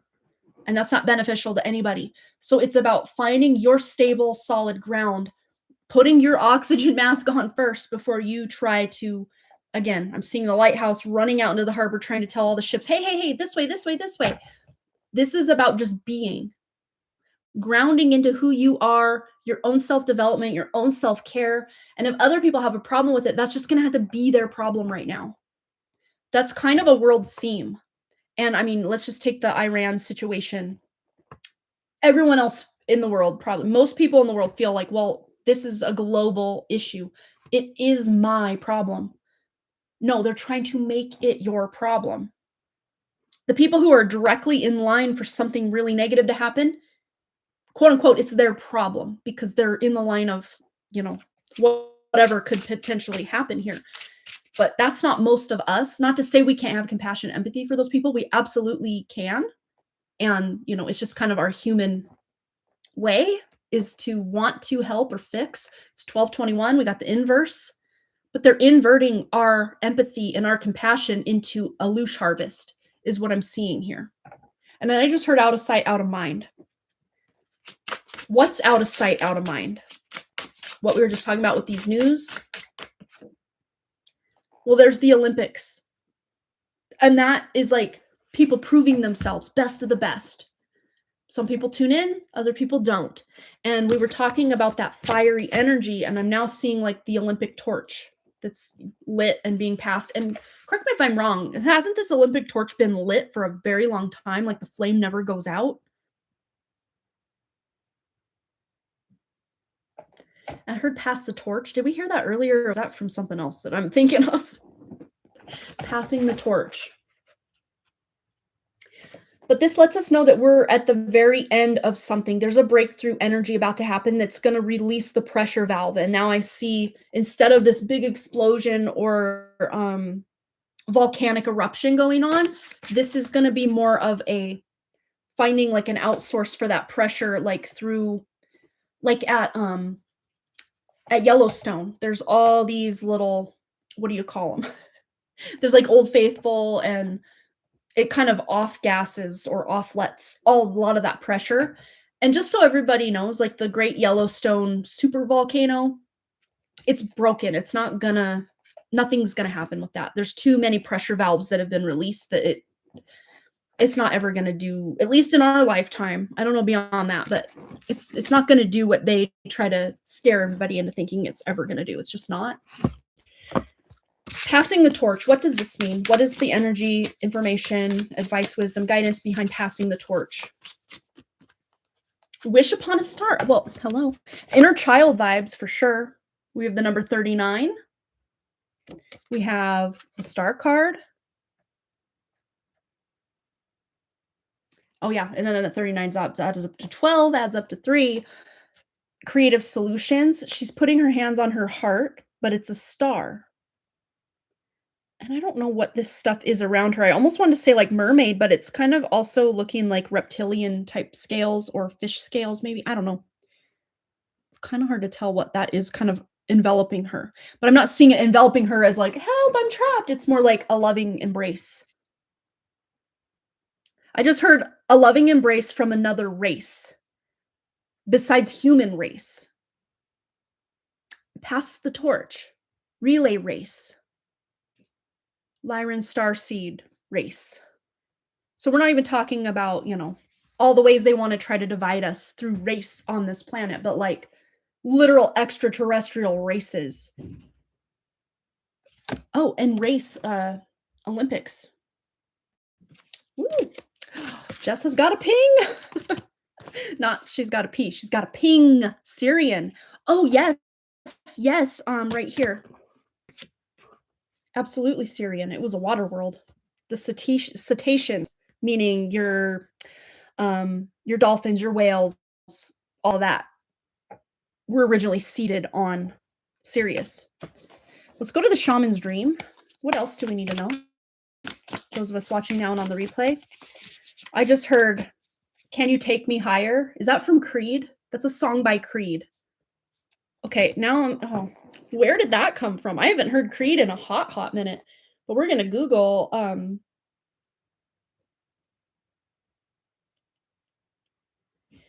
lyrics.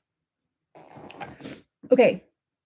When dreaming, She maybe just was dreaming. Looks like she's just now waking up. When dreaming, I'm guided to another world. Time and time again at sunrise, um, I fight to stay asleep because and also like asleep awake as far as like awakening, spiritual awakening. Let's keep that context in mind as well. At sunrise, I fight to stay asleep because I don't want to leave the comfort of this place, the matrix. I mean, for some people, it's a comfortable cage. Let's be honest. Even though it's a lot, sometimes we find comfort in that misery. Because I don't want to leave the comfort of this place. Because there's a hunger, a longing to escape from the life I live when I'm awake. So let's go there. Let's make our escape. Come on, let's go there. Let's ask, can we stay? Can you take me higher to a place where blind men see? Can you take me higher to a place with golden streets? Although I would like our world to change, it helps me to appreciate those nights and those dreams. But my friend, I'd sacrifice all of those nights if I could make the earth and my dreams the same. Wow. I never realized how deep this song was. The only difference is to let love replace all our hate. So let's go there. Let's make our escape. Come on, let's go there. Let's ask, can we stay?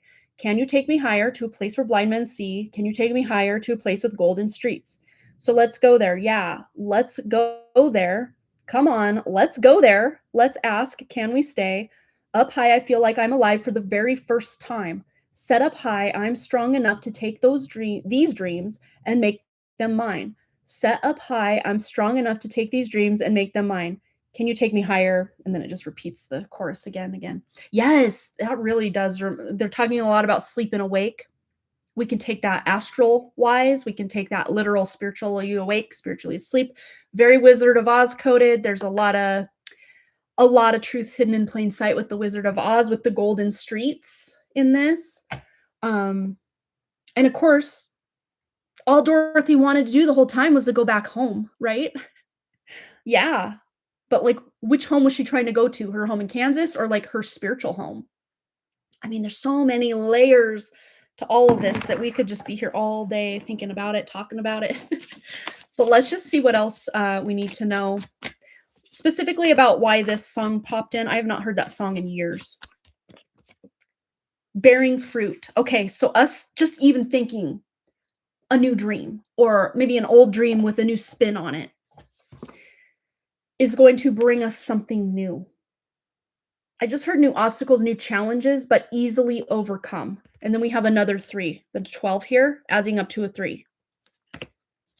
So we don't have to do it alone. We may feel very much alone, but of course our spirit is us, but also feels almost otherworldly to us a lot of times, to where we call it my higher self rather than just me, right?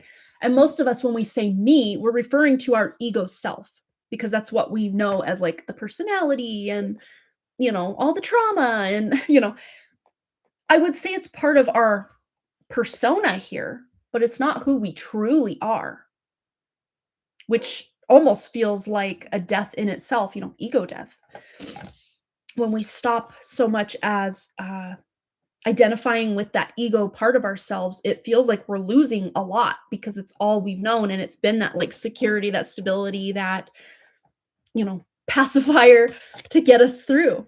But we're ready for a new way forward where we're not having to settle. We're playing the field. And I just heard the field of consciousness, field of dreams, build it, they will come. But now that's a Mandela effect. It's now, if you build it, he will come. Who?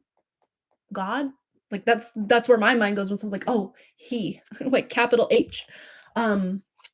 But even that's a triggering word for a lot of people. It's like source, God, universe, whatever we want to call the actual God, not the, all the lords of the Bible that are gods. This is not looking to settle. This is seeking options. And once we start to do that and kind of start to leave this energy behind of doing too much, doing things in excess, overindulgence of anything. This is not just food, but like trying to be more of ourselves in ego actually takes us farther away from who we are in spirit. When we can start sloughing off all the layers and getting to the truth of who we are, we become much more. We supersize ourselves times infinity. but it's not like we're losing anything. But a lot of times from ego, we feel like, well, if I get rid of this and this and this, like I don't have anything anymore. I'm losing everything. I don't have anything. No, it's actually making room in your life for spirit to fill that empty space. Because especially in incarnated, there can't really exist very many vacuums. They may last a moment, but those vacuums need to be filled with something because we're physical beings. But when we fill it with garbage and junk and things that are just not in alignment with us anymore, it takes up residence and space of where spirit wants to be and should be occupying. So it's about letting go and letting God, as they say, letting go and then letting your spirit step in. I want to go to the, I always forget the name of this one. You guys know this one though, right? Something about the hidden realms. And some of them are reversed, but let's shuffle. Sometimes I like to read from the book on this one. Wisdom of the Hidden Realms. I found the box so we can, if we need to read from the book, we can. All right. Closing out, what do we need to know? Diamond Dreamer, material wealth and true prosperity. And we were just talking about this as like more is better. No, less is more. The more that we can offload the overindulgence and the excess, the more we have space and room for true material wealth and true prosperity, which for most of us is just gnosis. That is the truest wealth and prosperity we have access to, is our own spirit. Like, if you were to go through life as a billionaire in the Matrix, you have almost nothing.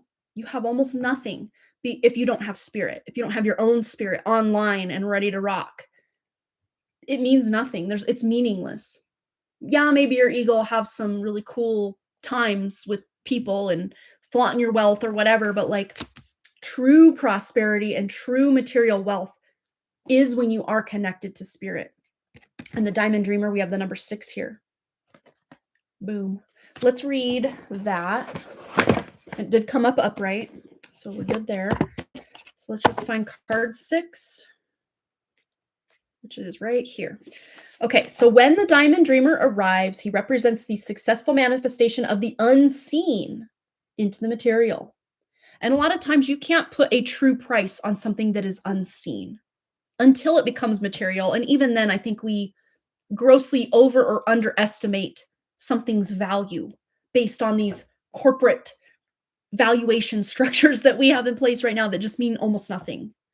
Especially if a price can fluctuate from day to day, week to week, month to month, that's probably not the true value of that commodity, resource, thing, person, whatever, Really, let's be true. There's no way we can put a price on a person, but they've done it and they've tried to keep doing it over and over again. But it's all an illusion though. That's what I'm getting at. So yes, be sure. Oh yeah. Let's see, where did I go? Let's just reread it. Yeah, when the Diamond Dreamer arrives, he represents the successful manifestation of the unseen into the material. Be sure you truly want what you think you desire, for this ally will commit to getting it for you. All manner of conditions will flow around you. Messages from spirit will serve to guide you toward achieving your heart's desire. If you want a house, you'll be led to it. If your priority is a new job, with the right continual steps, you will achieve this. If you desire a more harmonious relationship, the measures needed to create this will be obvious. A project finally pays off, material gain and positive financial shifts may also be on the way. You will indeed see the tangible results of your ambition. The Diamond Dreamer also serves to, let's see, where did I go? Serves to guide you to the appropriate choices so that the unseen is awakened to move mountains on your behalf. Positive communication is now possible in all your relationships. All right, that's pretty good, Good way to end it. On the back, we have the Eyes of Beauty, positive expectations and clarity. And that's something that is coming in droves right now, is clarity.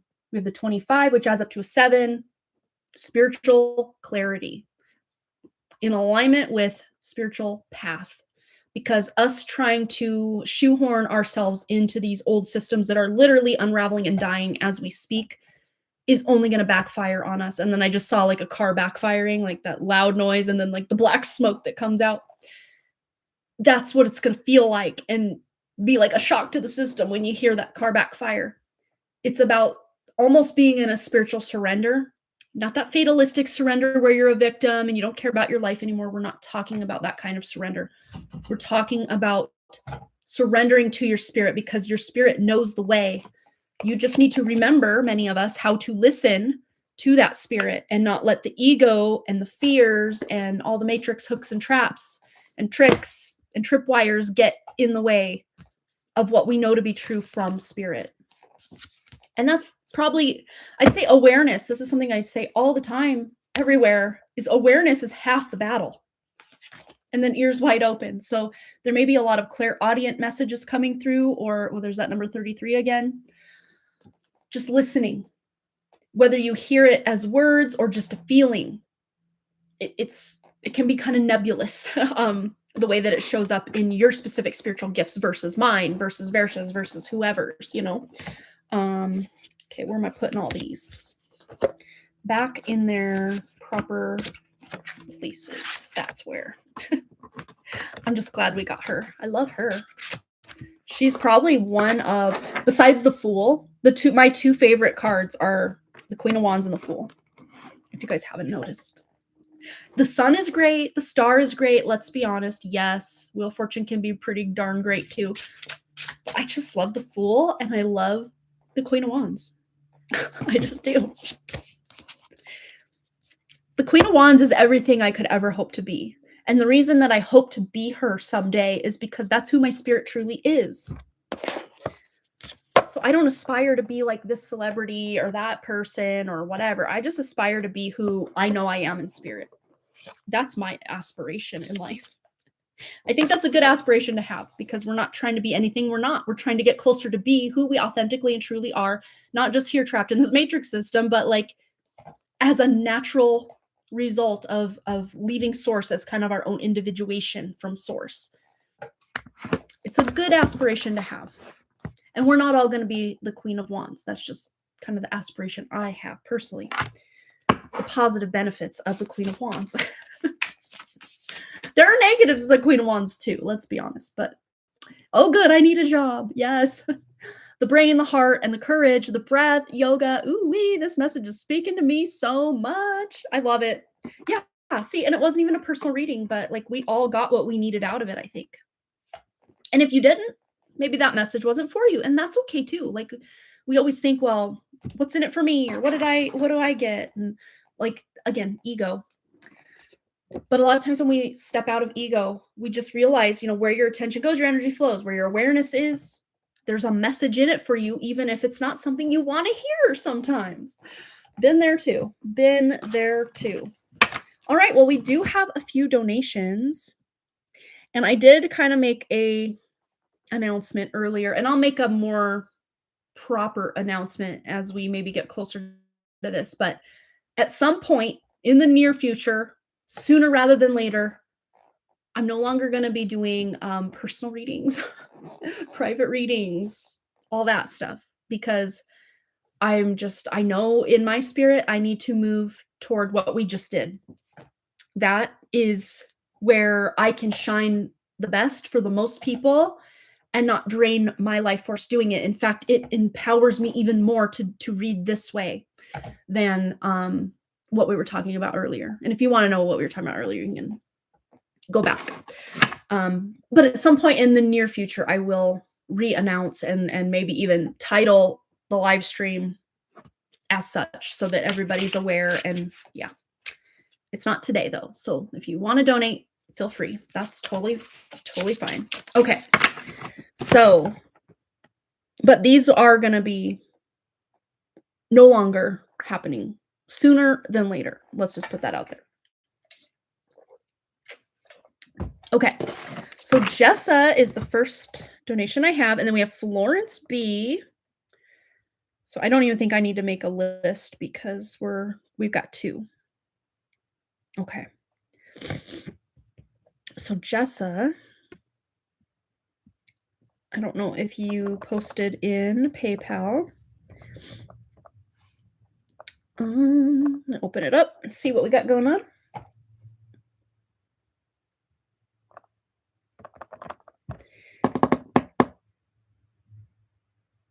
Okay. So activity. All right. No question is here. So Jessa, go ahead and post a question if you have one. And we'll get into that for you. And then Florence B, you're on deck. So you can actually go ahead and post your question anytime, Florence. I don't think she has yet.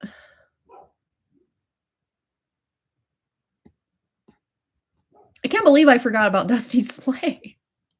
Like, we were just over there. Why were we there? Like, I could not compute why.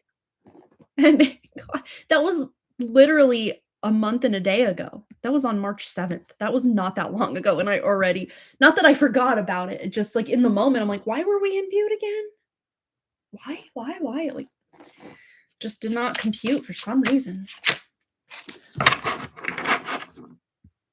All right. I don't think Florence posted her question yet. Jessa, there's Jessa's. I didn't post there. I just need a bit of guidance, reassurance, because life is lifing. LOL. What do I need to know? But also money. Okay.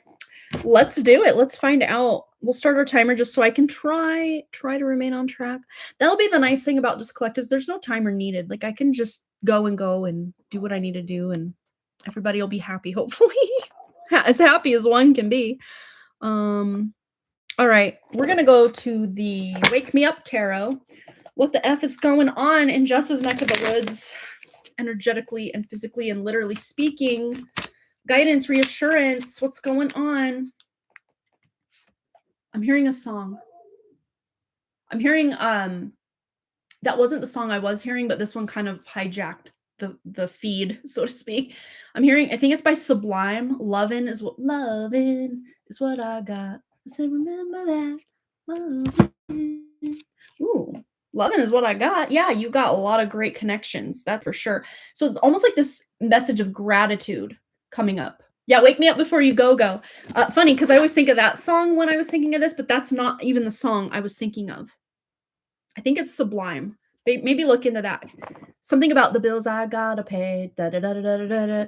Okay, we might go over time, but I gotta look it up. It's gonna bother me. Loving. Okay.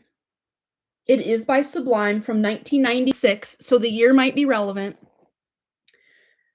All right. Early in the morning, rising to the street. Oh, both of the songs that we have looked up lyrics to today talk about rising or early in the morning. That's weird. Light me up that cigarette and I'll strap shoes on my feet. Got to find the reason things went wrong. Got to find a reason why my money's all gone. Okay. I got a Dalmatian and I can still get HIGH, which we don't do that. I mean, maybe some of you do, but I don't. I can play the guitar like a mother effing riot. Well, life is too short, so love the one you got, because you might get run over or you might get shot. Never start no static. Oh, wait, never start no static. I just get it off my chest. Never had to battle with no bulletproof vest. This very much just feels like being a person in the Matrix, really, just given all these scenarios. Yeah, take a small example, take a tip from me, take all your money and give it all to charity. Okay. Yeah, love is what I got. It's within reach. And then Sublime Style, still straight from Long Beach. It all comes back to you. You're bound to get what you deserve, for better or worse, right? Not always bad.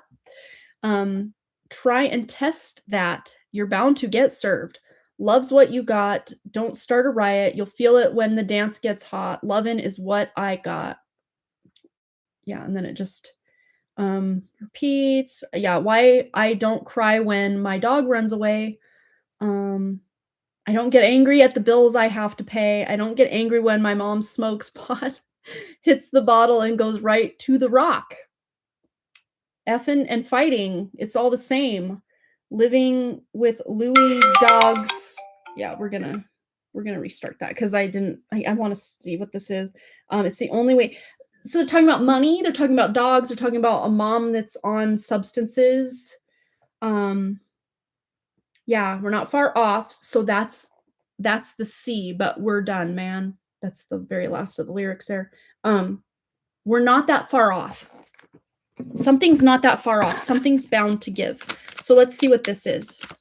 I restarted the timer so we can properly pull some cards now. Well, there's Kitchen Witch. Yes, yes. But also David. Oh, exactly. Look at all those pentacles stacked up. Stacking cash. Stacking cash. That sounds irrelevant. JK, JK. Okay, there's Miss Spa Day with the 9 of Pentacles. Stacking cash. Look at all those luxury, like PR influencer boxes in the background. It's kind of giving, I'm selling Mary Kay, but on my terms. But that doesn't mean that you're having to go that route as like your main income anymore. It's more like something fun. And it doesn't have to be Mary Kay, but there could be something that you're I just heard something you're branding. This could even be eventually your own business. But that's not helpful now. Let's get some helpful now messages. Okay. Yeah, the chaos of just all the Matrix tricksters and things going on, you know, every day in the Matrix. Lots of competition for the jobs that maybe you're applying for and all that stuff. Woo! And this one fell. Oh, you're not as stuck as you think you are. With the 8 of Swords. I really do like this card's depiction of the 8 of Swords because it's like, stand up. Why are you on your knees? Stand up. Adjust your crown and remember who you are. And I just heard, like from the Matrix, they say there is no spoon. There is no box. But yet we're waiting for the doors of the box to open, which they are. So whatever obstacle was in the way of this job just being able to move forward has been removed. It's just you remembering who the F you are to stand up and take your rightful place doing whatever it is you're doing. Guidance, wisdom, advice. Oh, let's go here. Guidance, wisdom, advice in how Jessa can just stand up and do what she needs to do. Well, there's a merry motive, and this is giving May Day. I heard May Day. Not like Mayday, Mayday, like our ship's going down, our plane's going down. But May Day, like all the little girls in their really frilly spring dresses running around the maypole. That's what I'm getting with this card. And there's maybe some sort of incantation, ritual, something you're doing around May Day, which I think is on May 1st. Ask. Apparently Google's my co-pilot today. Isn't there like a Google co-pilot? What is that? May Day. When is May Day? It is May 1st. Yes, yes. And it falls on a Friday this year. So Venusian energy.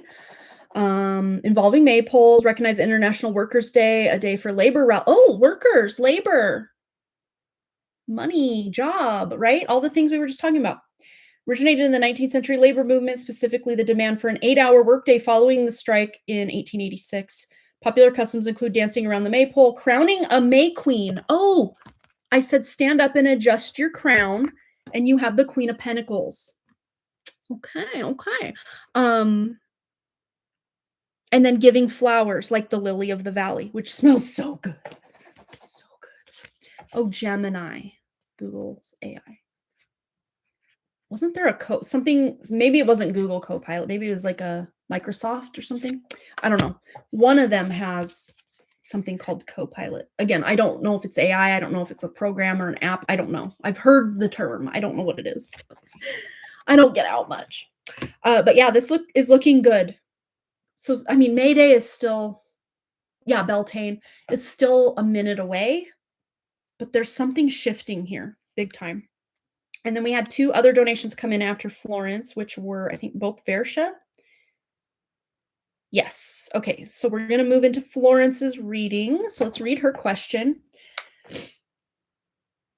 And then we'll start the timer after I read the question. But let me put these cards staggered back into my deck real quick. Okay, we'll put away. So, Copilot is the app for buying cars that I sent you. I thought it was like an AI or some sort of program. What? Maybe I'm in a whole other reality. I don't know. I know there's a Honda Pilot, but that's not what I'm thinking of either. I don't know. Yes, let's timestamp. Let me find a pen, which is right here, and a piece of paper, which is right here. Okay, and it's Wrigley's drawing key, X'd out, and threw on the floor. You're still learning the ways of cleanliness and organization in this kid's bedroom. But oh, and it's my Alba Weinman pen that she gave me when we were at her meaning my mom and I, at her our hypnosis sessions with her. Okay, so Florence, we are at like we're at 12, so that's an hour and we're at 1 hour and 51 minutes. Give or take the seconds, because they don't have my timer for how long we've been live anymore. They completely, oh no, they do. They just moved it. Okay. Correct me. We're at 150. 150. I just saw that. 50. Florence B. Okay. Let's tuck that so it doesn't fall to the floor. And we're going to read questions, and then we'll start timers, and then we'll get going. Okay. Like to know if this process of clearing and ascending will get easier for me this year, and if there will be more positive manifestations showing in the physical due to this clearing. If so, which areas of life? Okay. And we were kind of talking about this earlier before I start the timer. We were kind of talking about this earlier of sometimes when we're like, I'm ready, like, let's go, let's put on our work boots, like, let's get down to business with this spiritual thing. Sometimes that almost backfires, or we get so much farther behind where we want to be.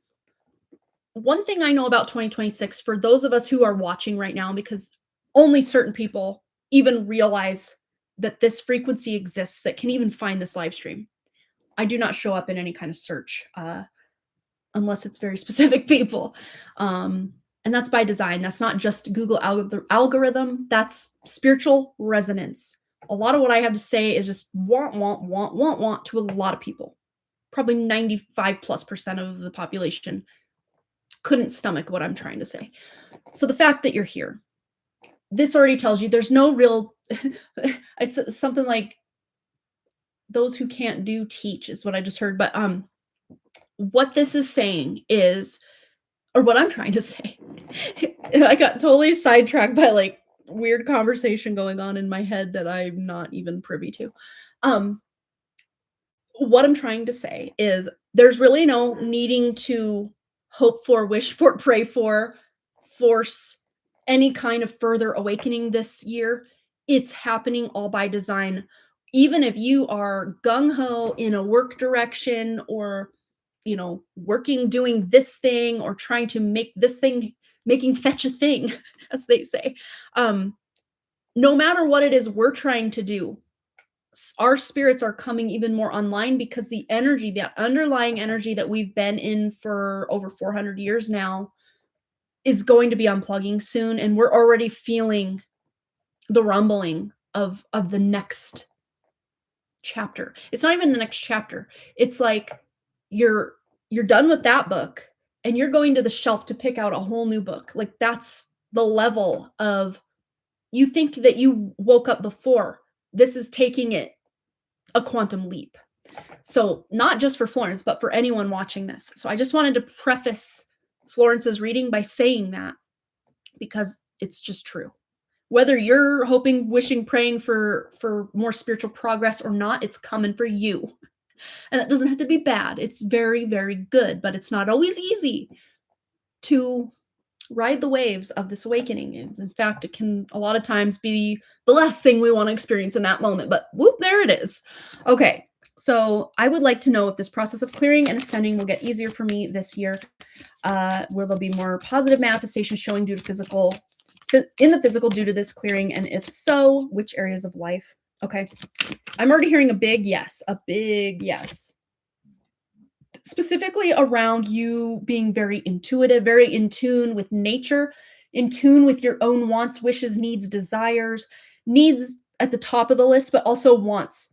Because one thing about the era that we're moving into, needs are not the only thing that would be taken care of, and in fact, in a lot of people's lives, even their needs aren't being met in this matrix system, in this cross of planning. Even your needs aren't met, let alone your freaking wants.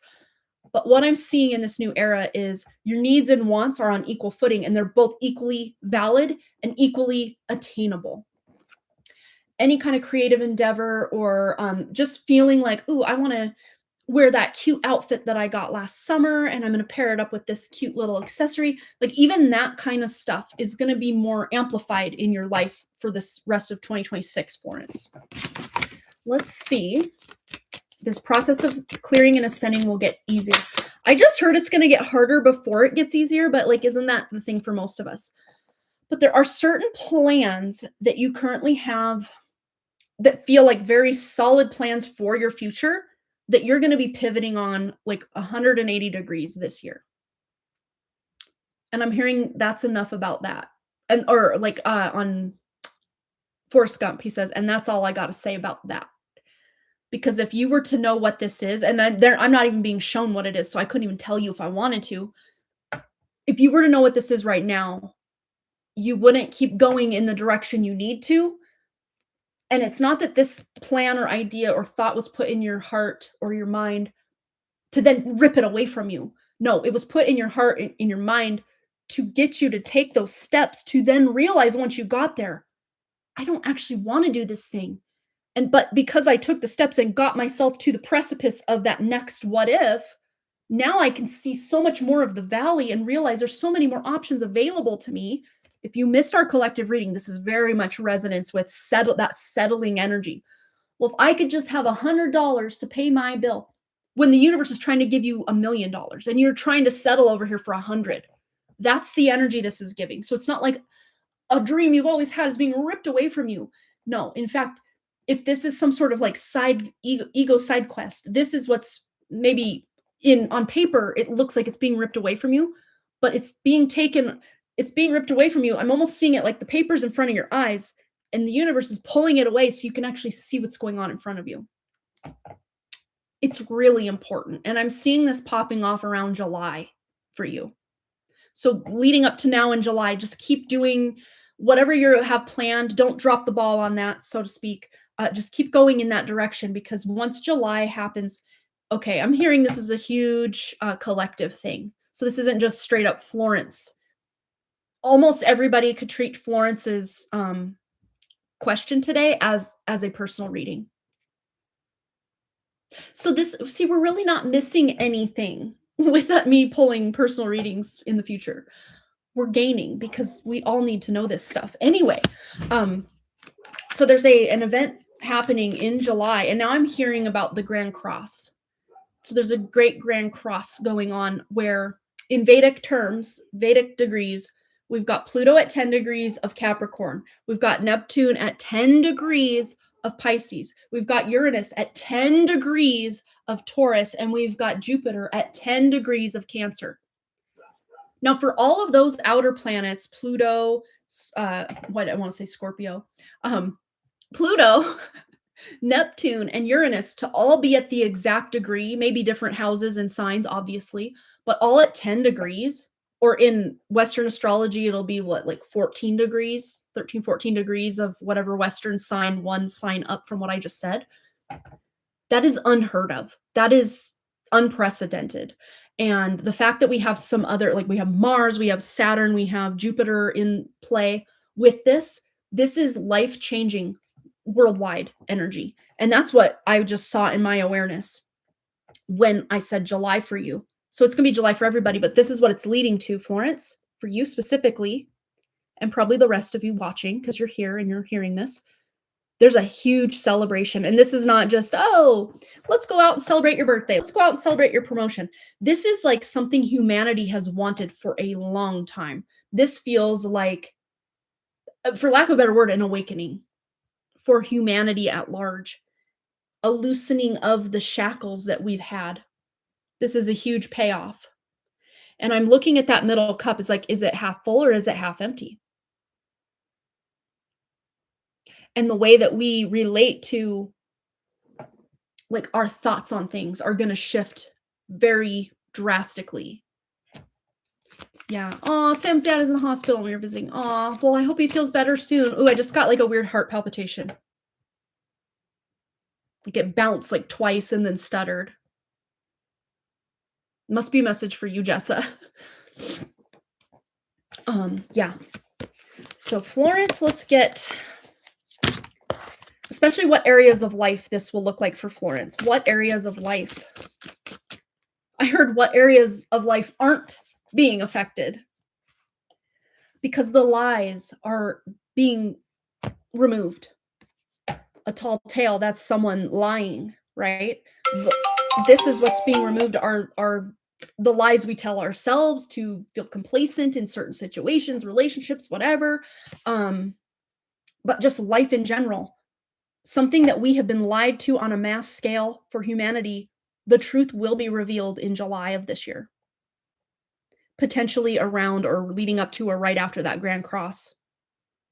Because when those outer planets align like that, truth has to come forward. Because Neptune is involved. That's the planet of truth or illusion. Pluto is involved. This is a planet of destruction, only to the point to get things back to equilibrium or balance. And then Uranus is about extremes. Very outside the box. There is no box kind of thinking. Before we close out Florence, though, I want to get one of these healing cards, heal yourself reading cards. Any other information, wisdom, guidance, specifically in areas of life. We have temptation. And many of us may be after whatever this event that pops off, or series of events is what I just heard. This is not just one thing. This is a series of events. And I heard uncloaking, unraveling, and revealing like almost all of those words just popped in all at the same time. There's a new beginning here, but this is temptation. So there may be, because this is such an extreme for the better, but sometimes even good changes can feel chaotic if you're not prepared for a good change to come into your life. You're like, well, but I'm not wearing the right shoes, but like I'm not prepared. Like, what do I do? There may be temptation to just go back to sleep, not like fully, but like, this isn't happening. Oh my God, this is not happening right now. Even though it's so good, it's just almost overwhelming. So there may be a temptation to just almost feel like it's an illusion or it's not real. Or maybe even that the news is trying to spin that this thing isn't real. Or I see on the other coin, they're trying to spin that there's a thing that is real that's actually a hologram or an illusion or an AI or some sort of false something that we can see as a lie. But because there's mass pandemonium in certain sectors of humanity, we're like, well, maybe it is real. This is about discernment. I just heard discernment, discernment, discernment. And this specifically for you, Florence, could even be in your love life because we kind of have a ghost man coming in and she looks very sensual and beautiful and like she was waiting for that hot date and then the guy never showed up and she's like thinking and dreaming about like what the guy would have been like if they could have gone on the date. Like that's just a weird random example, but we have Pinocchio here. Lying liars who lie. We have I won't say like we have a plane, but it's like the puppet master. The little wooden thing that moved the arms and legs, but it almost from that vantage point looks like an airplane flying overhead. So I just heard eyes on the skies. So there may be potentially something going on in the sky, specifically potentially over water. I mean, I know we just had that rocket or whatever that thing is called, the Artemis something. Moon majigger thing. You know what I'm talking about. The launch that everybody was talking about that I barely have tuned into at all. And then we have beauty on the back. Number 17 is a star card for you, Florence, as well. So whatever this event is that's shifting for you is you're not the only one, Florence. A lot of people, I'd say humanity at large is going through this shift, but you're finding out that actually this is going to help make your dreams come true rather than be anything negative. Even if at first it's spun as something negative in maybe the media or other people in your community are seeing whatever this event or series of events is, it's very positive at the root of it. And as the final outcome, very, very positive. Okay. So, yes, we've got that one. We've got a timestamp. Perfect. Thank you. Gonna bounce. Oh, I read that. Yeah. Hopefully he's okay. Oh, so the one card message is for K, and then please timestamp. Okay, so we are at 2 hours, 4 minutes, and however many seconds, 55 for K. Kashfi. All right.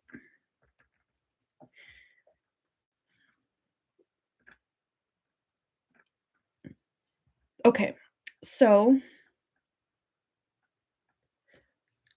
is the question...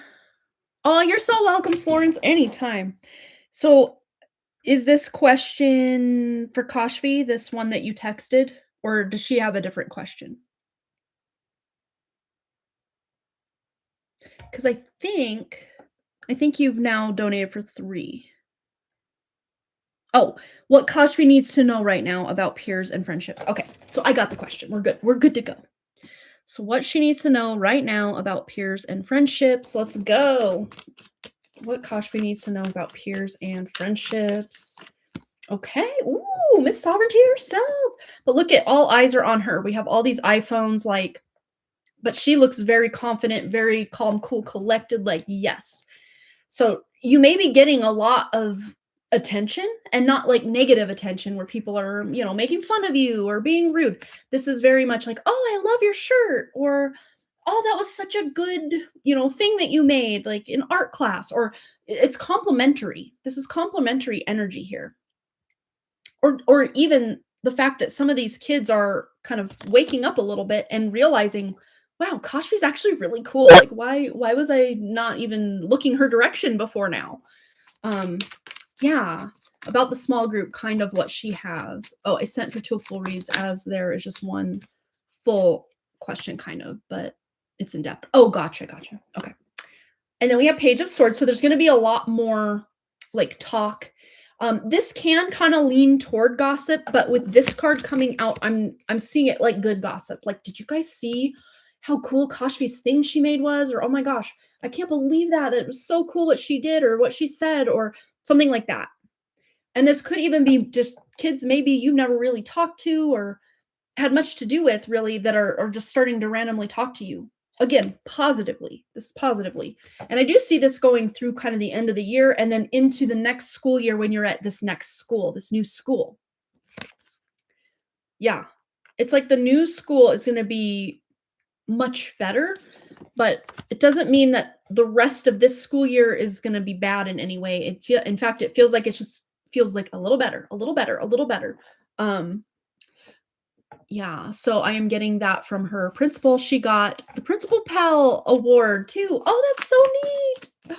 I love that. Wrigley got in February. He was Student of the Month for the 5th grade. So he felt real cool about that. All right. Anything else for Kashfi? What does she need to know right now? Advice, wisdom, guidance with friends. Okay. Yeah, so I mean, you'll probably still be kind of in those same friend group, that you've been in. But again, it's like kind of kids on the peripheral of your life are starting to comment or, be nice to you, or just be more conversational, I think is maybe just the word. And you may even be seeing kids in a new light. Certain kids that you really were like, man, I wish they were my friend. Now you're kind of like, they're kind of rude. I don't really want them to be my friend anyway. So this is a hot tip. If I can tell you anything about being a tween, what the age that you're at, kind of the tween, almost teenager phase, most people are too busy worried about what other people think of them than for them to have even much time to think about you and what you've got going on, unless it's something they're jealous of or something they can point out to, like, get the heat off of them somehow. But one of the best things that I could say is just be yourself. And if certain people have a problem with that or don't like that, they're not for you. And if I remember correctly, Vershi, you told me that that Kashfi is a reflector. So the fact someone really likes you or really doesn't like you is only a reflection of their own energy back to them, because you're a reflector. You don't, you have your own kind of things you do and stuff, but most people will use you, Kashfi, as a mirror for their own happiness, their own sadness, their own anger, their own whatever, and then project that onto you. And then that bounces right back to them, and they may love what they see, they may hate what they see. But whatever it is they accuse you of, basically put their name in front of it and have their fingers point back to themselves, because that's who they're talking to. They're not even talking to you. And Versha, if you can look up things about reflectors, especially reflector children, and let her know what's up with that, that could be greatly beneficial for her. Oh, there's one girl, Aaliyah, who has opened up with her. Oh, that's so cool. Yeah. And then we have the Nine of Pentacles. So yeah, it's like you're a really good resource for people to know and understand who they are, Kashvi, rather than them trying to. It's hard to put into words, because my sister also, I found out she's a reflector, and she was the most popular person I knew growing up. Like, she had all the friends, but people loved her because they saw the good parts of themselves reflected in her. And then she like bounced them back to them. And they thought, oh, it's Melissa, my sister, that's the person that I really like to be around. When really all she was doing was reflecting their really beautiful qualities back to them. And then they thought that was her. I mean, it is her essence, I guess, to be a very likable person. But yeah, it's interesting. So Versha, yeah, do that. That would be greatly beneficial, not only for Kashvi, but for you, and how you maybe see yourself in her in good, bad, negative, happy, sad, everything in between kind of ways. I mean, that's just kind of a general human experience, but for reflector, it's like that experience on steroids, times 10. Do the math on that. Reflectors are here. There's like less than 1% of the population are reflectors. I learned that my father-in-law is a reflector, my sister, and Kashvi. Those are the only 3 reflectors I know of in the world. I know there are many more, but those are the ones I personally know or know of personally. So yeah. Oops, I'm losing half my deck. I'm losing my marbles. Yes, so it looks like a pretty good rest of this school year with the groups and people you associate with. So just keep that in mind. If someone's really angry with you, it's their own anger. If someone's really obsessed with you, it's their own obsession about whatever they have going on. And then they think it comes from you, but it really, truly doesn't. All right. And maybe you're eating some more ice cream later, because look at that. She's got 2 of them. But I think one's a vanilla, one's a chocolate. You were eating mango. That sounds really good. We have 2 mangoes downstairs. I might need to go eat one of them. Peel it and eat it. Yeah, only 2 months to go. Yeah, thank you so much. It's easy for her to understand. Oh, good. Yeah, that good people see good in her, and then ones that are jealous or mad or sad see that in her. Yeah, and that's just something she naturally does without trying. But sometimes if she has just that awareness, that's helpful, because then she'll understand, well, this is just them projecting their own crap onto me, and I don't have to accept it. Really cool. Yeah, I can bring in one of the dogs. I will see if they might be outside, but I'll open the door and see if Ruth will come in. She's usually the one to come in. I'll go see. Ruth, come here, daughter. Peanut, come see everybody if you can get past Wrigley's Lego boxes. Come here. Here's Ruth. There's Peanut. He's on the bed. Oh, he's trying to play. I don't know if he saw her very well, but you want to go out? You can go out. He's a good puppy. Yeah, she wasn't very photogenic today. She just wants to sniff around, see if Wrigley dropped any snacks. No, you gotta go. She's gonna be in here with her. It's like those people with their metal detectors on the beach, but she's just sniffing around for food. Anyway. You kind of saw Arthur in the background a little bit on the bed. Just jumped up. All right. Anyway, let's get into Versha's question. She said it's in depth, so she sent 2 donations for this one. Okay. So I have done everything energetically and physically possible to detach from S. He has chosen to sleep, which I have accepted. He is hurting, even withdrawn, passive aggressive, living like strangers. I see through the fear, control he throws at me in terms of taking away finances and allegations of cheating, deception, and whatnot to loop me in. He wants me the old way. Unfortunately, I cannot go back to my old self. And that's something hard for all of us who are awakened, and then maybe, your mom's not awakened, or your dad, or your friend, or your husband, or your whatever. It's like they can't understand that we can't just be that person. So it's like, I can't go back to that person. Even if I wanted to, it's not accessible anymore. So it's hard. It's really hard to it's almost like you're trying to tell, and I don't mean this in a derogatory way, but it's almost like trying to tell a child why the rules are the way they are. And they just don't usually understand because they don't have the cognitive capacity to understand. So it's almost easier to just not even try to understand, because you could open a can of worms and then there you are. But anyway, I know you've been dealing with this with him for a long time, Versha. But yeah, he wants the old ways. Unfortunately, I cannot go back to my old self who doesn't exist anymore. I even talked to his good friend's wife about it. They are visiting us in the end of July to send their kid off to college. She said they will talk to him indirectly at that time, as this is impacting Kay in a very big time. Frankly, I have no clue what it will be. I am playing blind right now in everything and day-to-day life. Things have to shift in all areas of my existence. I see what is the way it is. Oh, I see what is the way it is, good, bad, ugly, etc. in terms of my whole life right now, in terms of friends, family, career, personal growth. It is all that was, not what will be. Yeah, exactly. So how good can this get? I love that Carrie K line. How good can this get?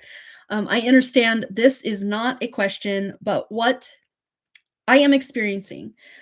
So clarity, my I am presence monad, and and pure source consciousness. So I become more aware in this void. I feel I am in the miraculous darkness and present in my day-to-day life, even better. Let's see. I lost my place. Presence in my day-to-day life to better support K and myself, even S, in whatever way possible, even if it's drifting out of our life. Okay, and timestamp. Let's do that. So we'll just go a couple minutes before this because I read that. So 2:14:03-ish. Bersha. Okay. So we'll give you, because you basically paid for the 2 readings, so we'll give you the full 2 reading time. So we're good to go. We'll really dive into this. So just that advice, guidance, just what needs to come through. Oops, not 3 minutes. What am I doing? We need to amp that timer up. Okay, here we go. So all of that, just Spirit knows what we're asking. So yeah, I will stay here, and then I do want to switch to the golden tarot, gold foil tarot, whatever it's called, golden tarot. All right, help. Let's get some help, Bersha. We have the Ace of Cups. So there's some celebration. Again, this is really about just reconnecting to self-love, self-care, all the things that you've already been doing. And it's almost like you're almost gaslighting yourself, like, well, am I just not doing enough? Like, what more has to give before like something happens, because I'm just stuck in this void day after day, week after month, year after year, all the things. It's like, what more can I do? And it's not that you need to do more or do less or any of that. It's more in just this shift in the energy, that your next step, you'll know what you need to do. Like Jessa says, you'll know what you need to know when you need to know it. And I really love that saying. And I say it here all the time as well. But it's like being on for yourself. And if other people benefit from that, great. If not, what can you do? You're here for your spiritual evolution, your spiritual growth, not trying to convince someone else that it's in their best interest to wake the F up. If they don't, and again, especially as the husband in your house, you can't, and try as people might with the people they love the most, like, wake up. It's not something you can just force on someone or tell them, you better do this. And in fact, when you do, it usually backfires. Like, I know you've tried to connect with him in ways, and he maybe just doesn't have the cognitive capacity to even understand what that looks like, let alone how to execute it, perform it, and be it and achieve it. So it's about letting him spin, just letting him spin, not having to over explain yourself. You know, if he's like, where are you going? You can tell him, oh, I'm going over here. I'm going to go in my room and do whatever. It's not about you having to nickel and dime your energy toward him. And in fact, it's about being able to protect your energy, especially when you don't have a choice but to be in the same house as him. I mean, you can go take a walk around the block or the community or whatever, but like when you're forced to be in the proximity that you've been in, it's really about being that self-contained spirit, I guess. And of course, that doesn't mean you don't love him and you're not giving energetically to him in ways, but it's about protecting, you know, again, like we were saying earlier, about putting your oxygen mask on first. And he is spinning right now. Yeah.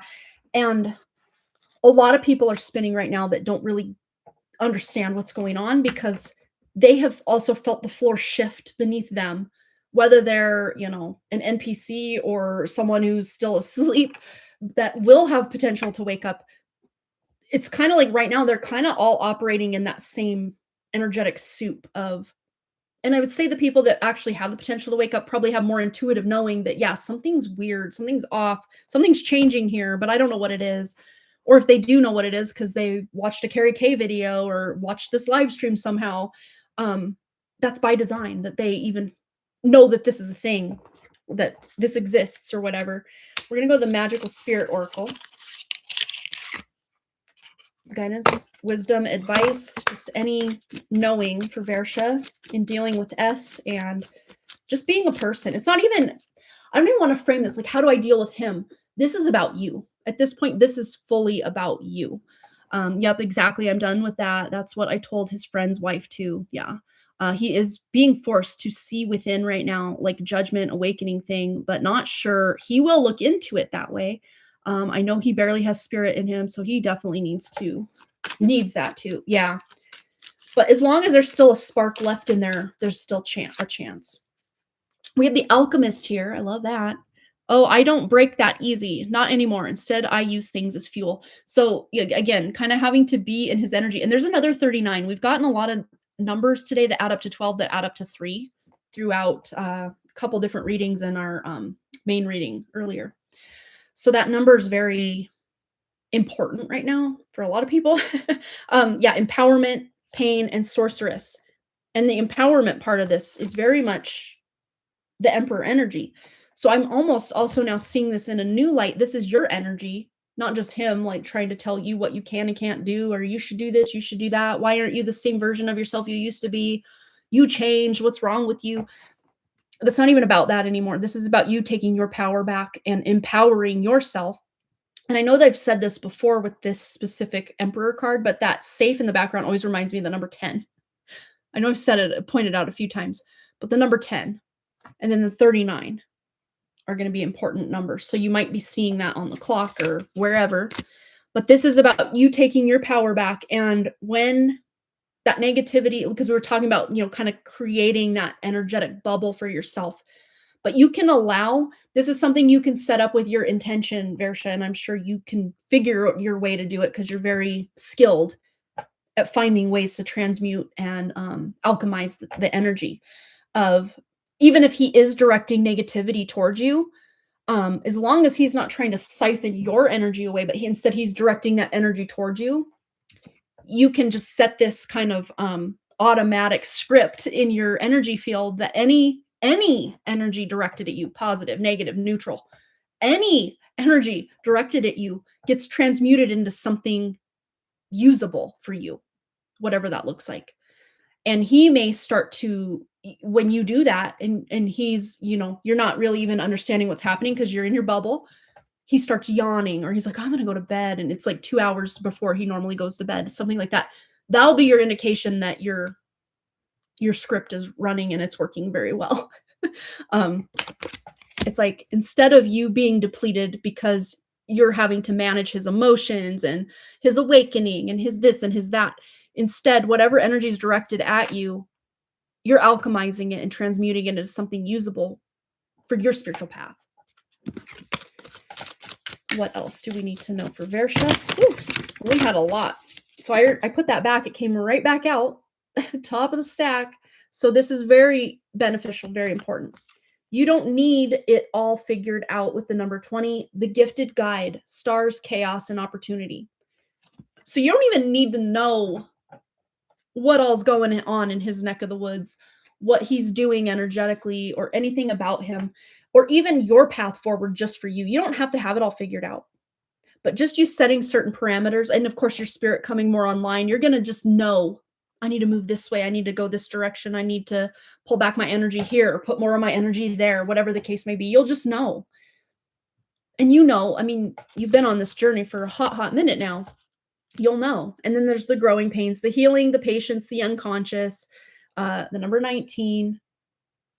But there's greater downloads, spiritual, like third eye, claircognizance, clairvoyance, even clairaudience, I'm hearing is going to become very powerful for you over these next few months. And then you're a badass. Keep winging it. Yeah, darling, don't you remember? You're a badass. Keep winging it.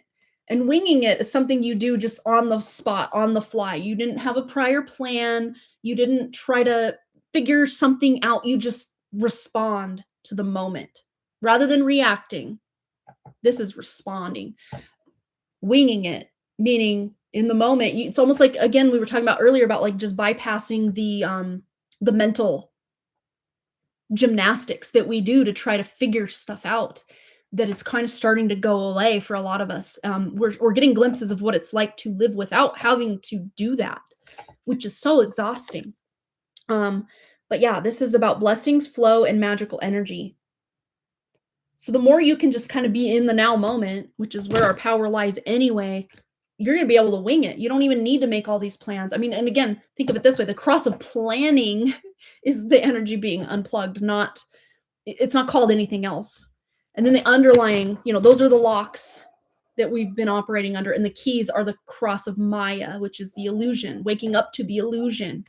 We're moving into the sleeping phoenix of being able to step into our sovereignty and wing it and everything work out roses. I mean, maybe there's still trial and error and things that don't go quite right because, the world is still worlding out there, but that energy being unplugged is going to be 90% of the problem solved almost overnight. But it might take certain people 5, 10, as many as 20 years to realize something shifted back in 2027. What was it? What happened? But life's so different from what it's like that BD or before 2027 and AD after 2027. It's like many people are going to be able to point back to 2027 as the year everything changed. And I know those of us who've already been on this awakened path can point to basically every single year since our initial awakening and be like, that was the year everything changed. And then the next year, everything changed again. And may not be as major of shifts that look like on the outside, everything still looks the same to my neighbors or the people that live down the road or, my in-laws that visit here or there, whatever your example is. But to you, on your awakening journey, everything has changed on the inside. And it just is still taking its sweet time to be reflected on the outside. Oh, you felt like crown and pineal activation. Yeah, that's really what this is looking like here. Yeah, these days I'm going with the flow in my day-to-day activity as well. I decided in split of the moment. I had a horrible headache after your last live 2 weeks ago. It felt deep in my head. Oh my gosh. I haven't even had so much as a headache, let alone a migraine, since before my last live stream. And I'm like, please let this be it for that crap because, oh my God, I do not want to be experiencing those ever again. It's the worst. Yeah. So S has befriended a friend, man, from before marriage. No idea what he is trying to do by that. He is trying to find out my ex and affairs. Let him. I just heard let him. Isn't it Brene Brown? There's like that let them theory. Just let him. Let him do whatever it is he's doing. It doesn't have to affect you or who you are or what you have going on, And then we have the mirror, self-reflection, writer, bigger picture, number 26.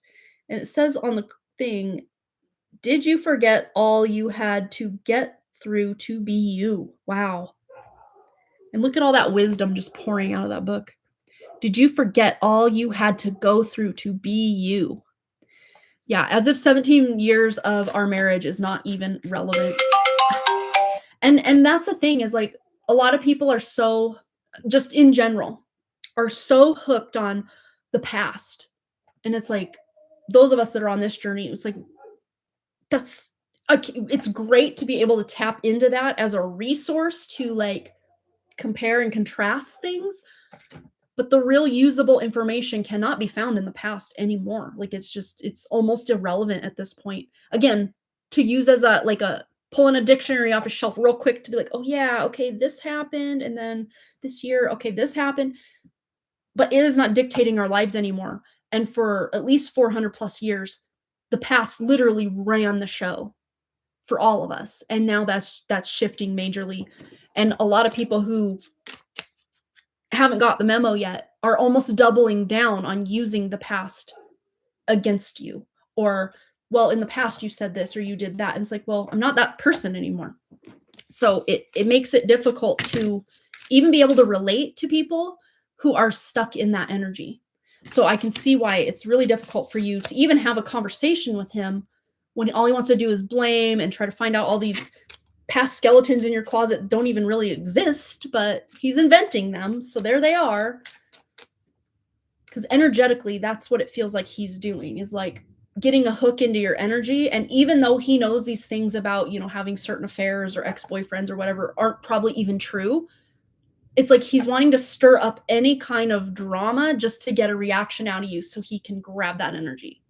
That's what it feels like. It's not that he even believes certain things went down or happened. It's just he just wants that reaction out of you, or to see how far you'll go to try to explain yourself, and then he'll be in this energy, being the man on top. Like, yeah, that's what I thought.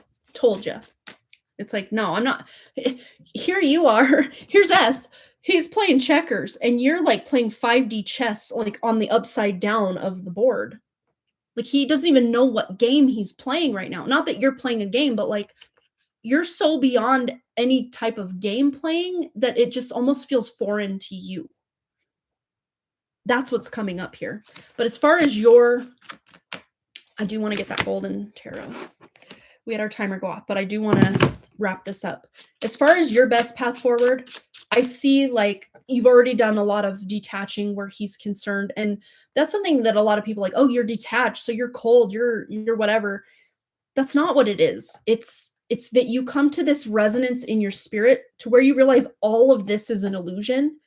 In the grand scheme of our spiritual lifetimes, after lifetimes, after lifetimes, after lifetimes, this one specific argument or sticking point that your human experience as Versha right now is having means nil.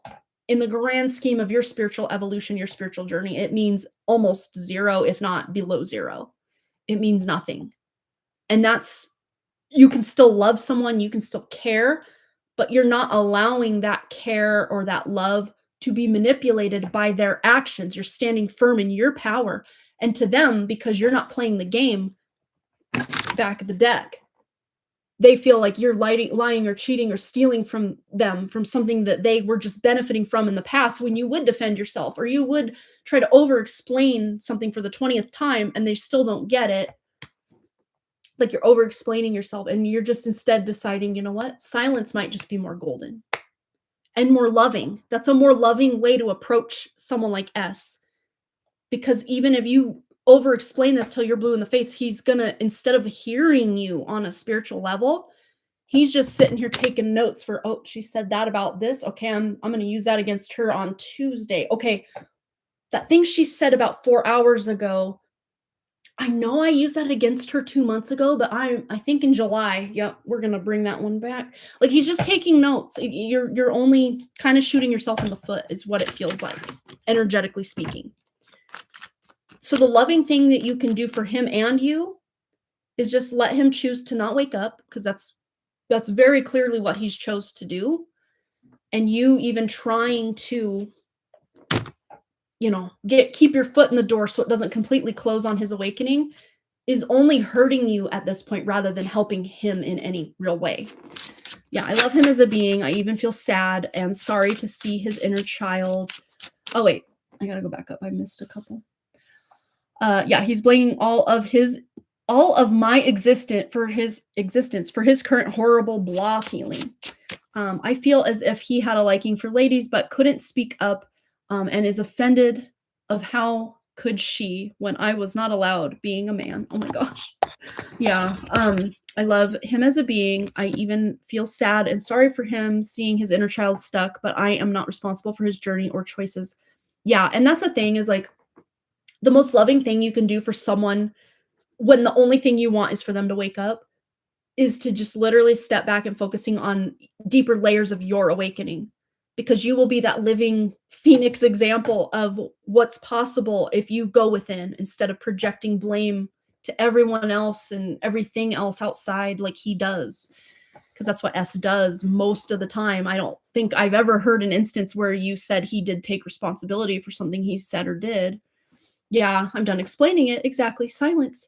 I have said no for filing taxes, even if it doesn't happen in time. Yeah. And you're not going to be too late. That's what I'm hearing. You won't be late. Everything will still get taken care of. It just doesn't maybe have to be you that has to do all the heavy lifting anymore.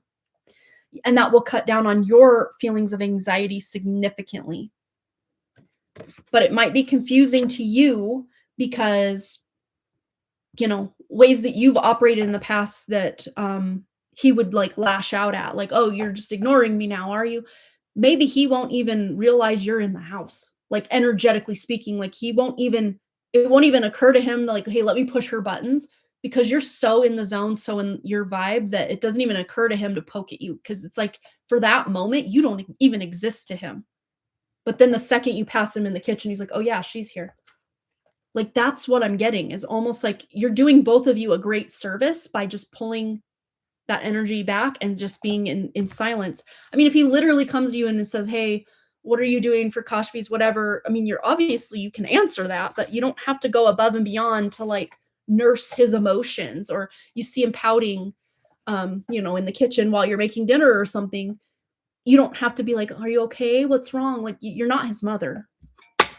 And if he needed to talk about that, he could say, hey, can we talk about, I'm feeling this or that? Like he's a big boy, because it's like I know from past readings, like he expects you to just be like, mommy to sort out all the little guy's emotions, and you don't need to do that. Yes, I'm saying no to all of the extra work he offloaded on me. I did a major revocation last week and then read the ones I sent you earlier today. I don't do that anymore. Yes, because he is a small tween kid in body. Yeah. I'd say most adults that are walking around here as adults are actually like emotionally and mentally not even 12 years old. Like most of them, for sure. Yeah, and then we have the sexual arts card. So like it sounds like you've already kind of pulled back on one of the biggest siphons, and there's that 33 again. That's one of the biggest siphons, but now you can channel that creative energy into your awakening or your creative projects, or you can cook your food in this state of joy and happiness and put that beautiful and loving, nourishing energy into that, or whatever it is you're focused on in any now moment. Closing statement. Anything else for Versha? Yeah, rejection and pride. And this is his energy for sure.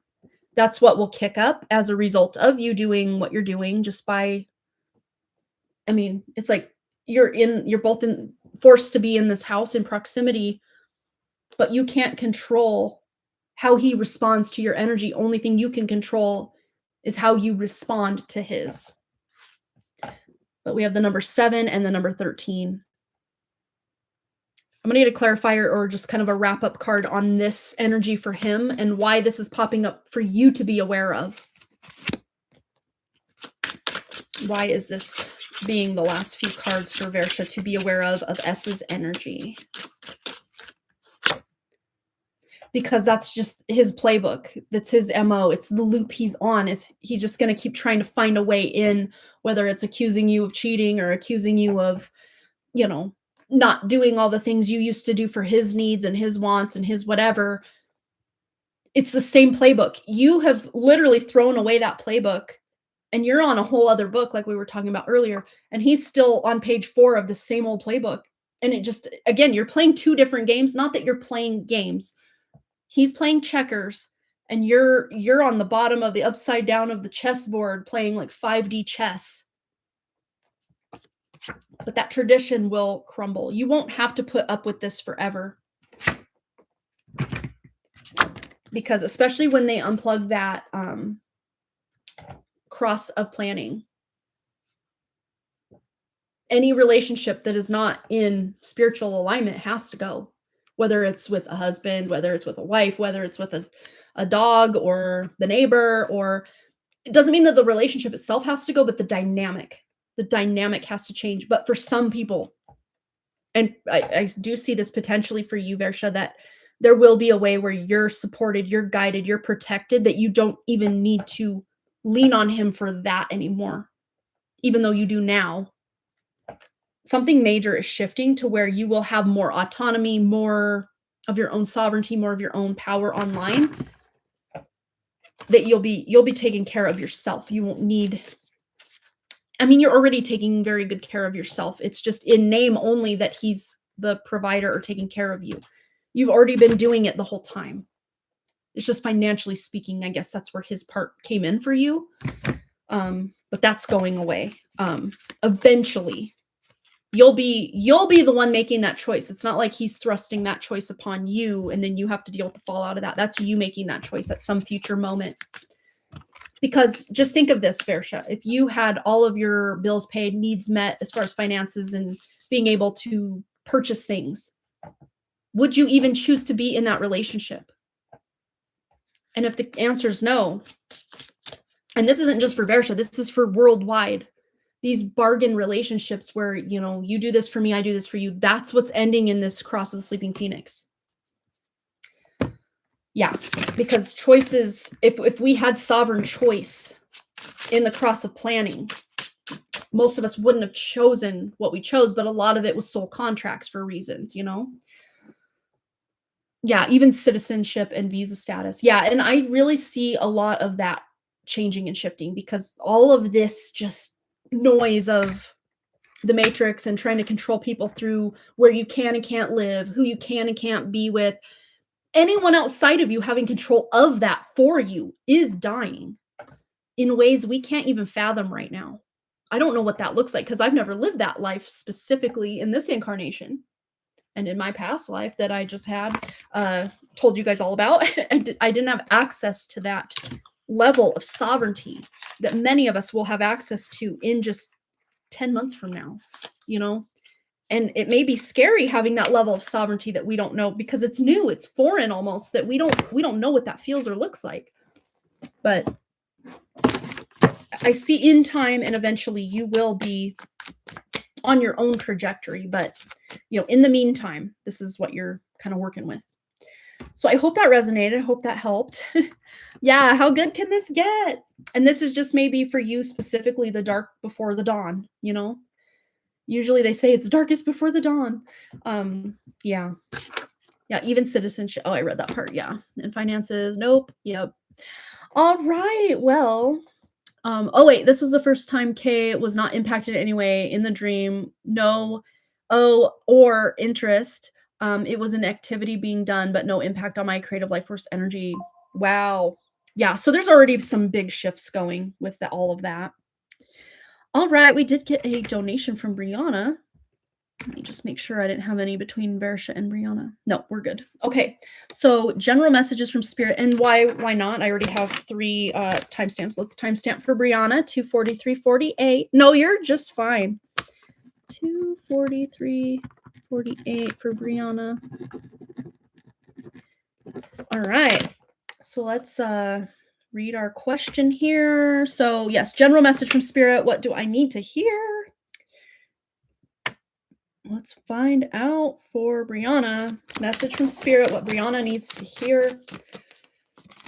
Woo! This one went flying. Okay, Ace of Wands. Lots of divine inspiration. This is your Spirit just I just heard nectar of the gods. Look at all that dripping out. It's almost creating like a river. It's like this river is literally being created. I've never noticed that before.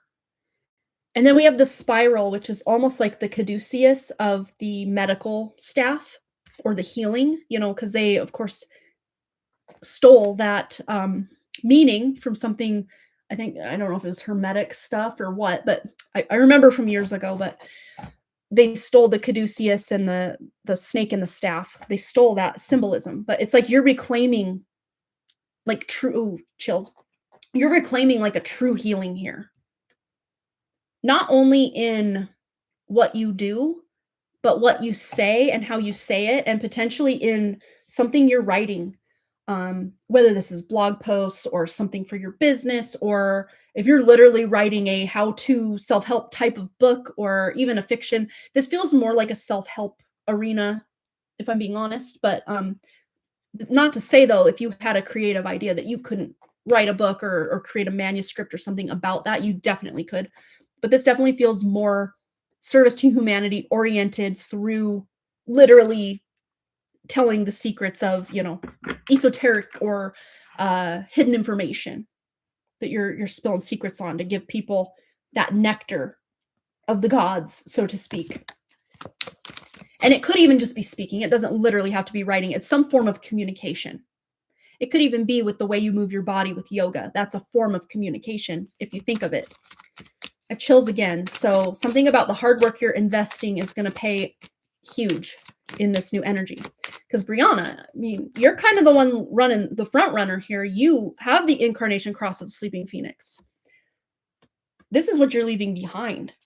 And there may have been, just since I've tuned into your energy since our last reading together, a big up level, but it had to almost feel like you fell down a notch or two or a peg or two before you could rise like that phoenix yet again. And it may have just been like an information overload. We have all these like papers falling out, and I'm feeling like these are almost like boxes of paper. And we all know how heavy like one ream of paper is. Feel how heavy boxes and boxes of paper would be. And going upstairs nonetheless, like you're ascending to something. And it does feel like just weighing you down with unnecessary information. Or it's like you're looking for the information, but these pages are just blank. Like there's nothing on them. It's just noise. It's just distraction. And it's not because you're choosing this. It's choosing you somehow. But let's just see. Our timer went off, but I'm going to go to the shamanic dream. That's what I want to do. Anything else for Brianna, especially with this interference and overcoming? Like I'm already seeing it's like kind of in the context of like the giants that once roamed this earth, and like all the people just throwing like, slingshots with rocks. Just, it's like water off a duck's back. It's like, oh, ooh, you're throwing rocks at me. And it's like, to me, it's like a teeny pebble just bounces off, and like it's very distracting and annoying, but like it's not going to take you off your path. And and by they, you know which forces I'm talking about. It's not like they have it in their mind that they even think they're going to win against you, the Phoenix, but they're still going to try as they might, because that's, again, kind of like operating from that old playbook. It's all they know. They loop. They can't come up with a new idea. So they keep looping at these old interferences, and they may feel really intense, but it's still part of that old playbook. I truly feel like I overcharged and had to sleep this past week. I had to grieve my past self. And that is such a valid thing that we don't really talk about. First breath, beginner's mind. Yeah. And then we have the world card number 21, which is about endings. And then straddling worlds, wandering between realms. It's like we a lot of times are on, I have chills. So this is like a collective message, but also Brianna's message. Like very distinctly Brianna's message. We have a Phoenix man, very good looking man here. Phoenix energy. Look at those wings. But what we are dealing with is we are leveling up so fast that we don't even have time. It's like a whiplash. Like before we even settle in the new vibration, we're off to the next vibration, off to the next. And that's just it's like the labor pains of this shift into this new era that we're moving into, that it's like we don't really even have time to grieve that past version, that or 7 versions ago that we were 2 weeks ago, because we're just next level up, next level up, next level up. We have the 52 here, which is a very spiritual number. So this is going to be very potent and powerful for you, Brianna, just to be in your own energy. Allow your divine masculine to hold you or just be the container. It's not like he has to even say anything, but just his presence can be very grounding for you at this time. And because it's like not only the weight of the world feels like it's on your shoulders, it's like the weight of the whole solar system. Look at that. But like she's still navigating, she's still making things happen. And if you actually look at the kind of pattern that is forming and kind of the little points of light on here, it almost looks like the Pleiades, the 7 sisters. Let me see if I can count them. 1, 2, 3, 4, 5, 6, 7, 8, 9, 10. It's giving Pleiades energy, but if you actually look at that star cluster, there are more than 7 stars in it. I'll just show you for reference so you can see what I'm saying. You may have planets conjunct here, or you just have, well, we have Uranus that's working its way toward there, and then Jupiter has recently gone through that part of the sky. But let me Google Pleiades star cluster. Okay. Am I making that up, or does that kind of track? I don't know. I'm just seeing the little points of light kind of on her, but it's really looking like that. Yeah, and it's in the constellation of Taurus, Vedic, but I think it's more in Gemini in Western astrology. But yeah, it's a really powerful placement in the stars, because it's such a concentration. And if you have a lot of light pollution, it's almost invisible until you look just to the side or just to the side of it. But if you have a good clear night sky, you can see it really crisp.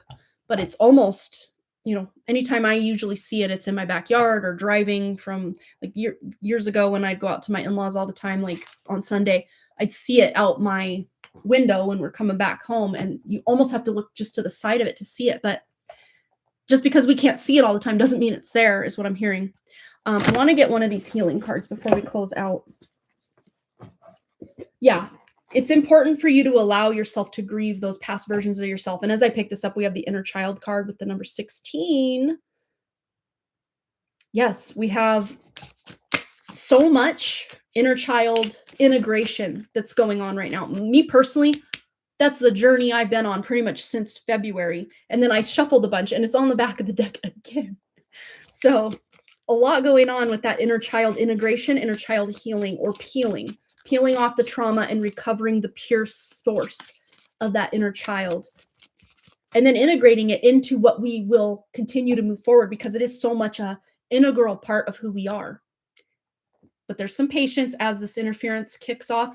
But I see by April 23rd, you're going to be like, what interference? Like, I've leveled up so much, I don't even hear or see or whatever. But we have the hole in the soul card as well.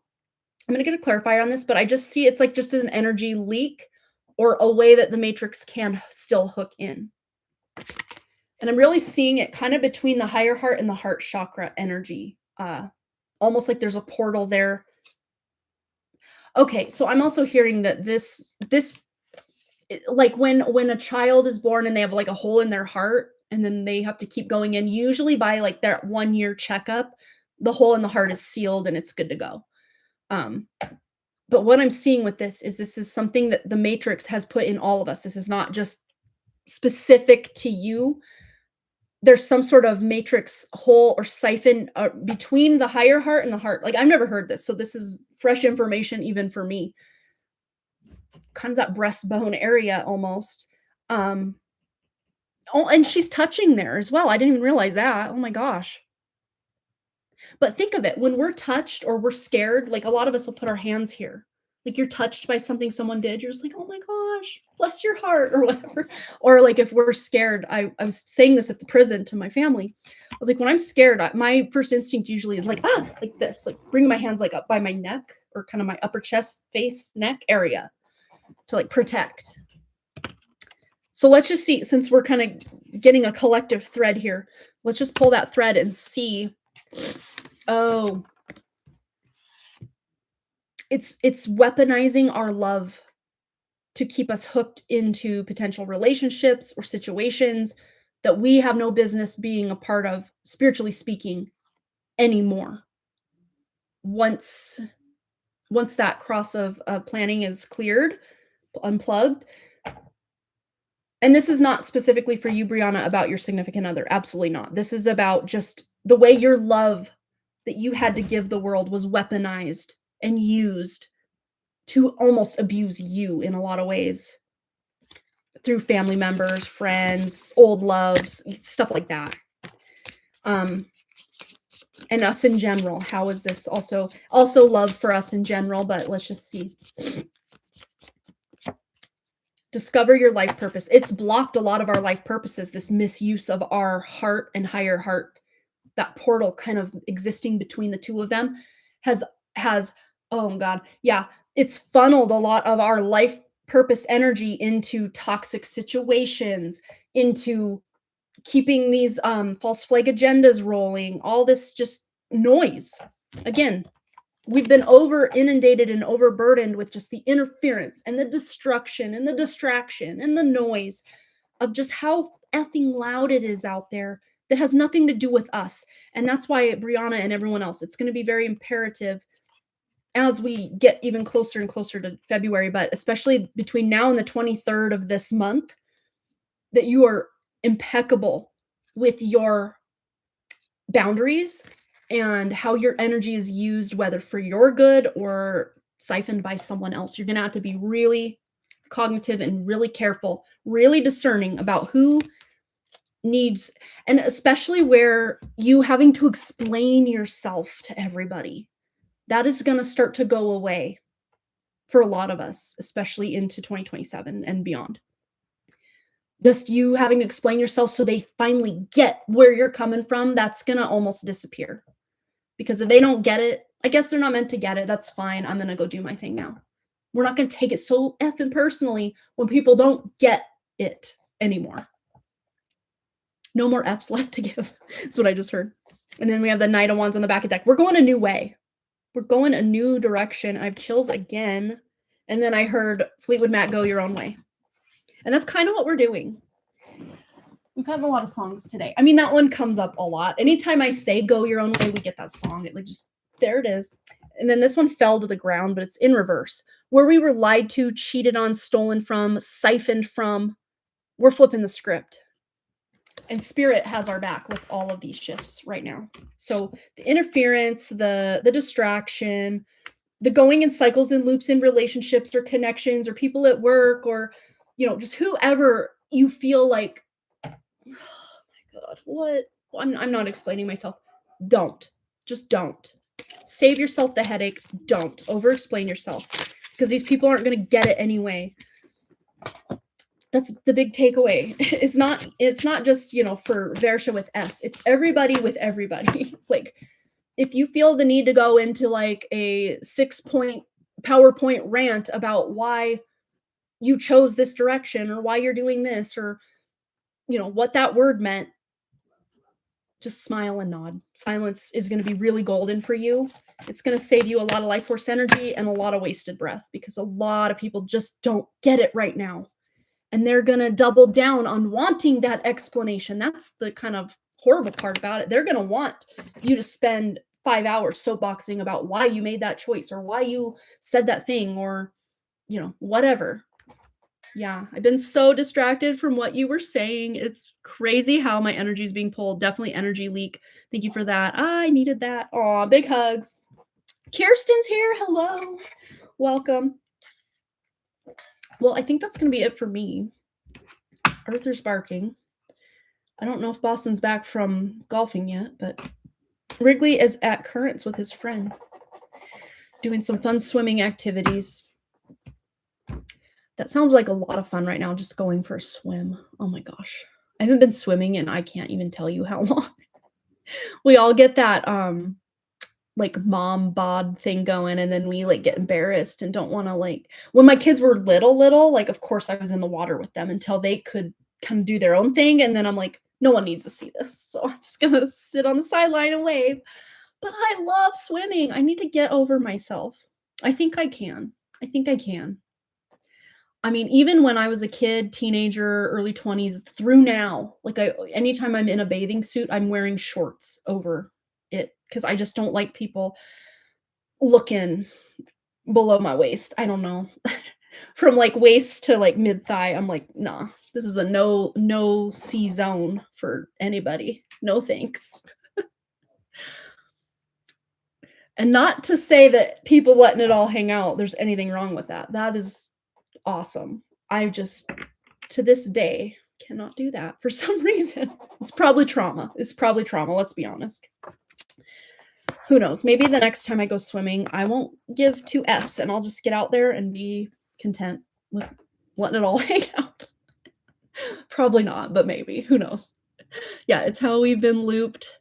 Brianna, yeah, the mimic most that entered our fields during Lemuria, that we all call inverted matrix, yeah, impacts us and enters our fields through other people. Yeah, that's the biggest way that the matrix gets to us is through people who are unconscious or not aware that the matrix exists, or if they know about it, they are still puppets of it.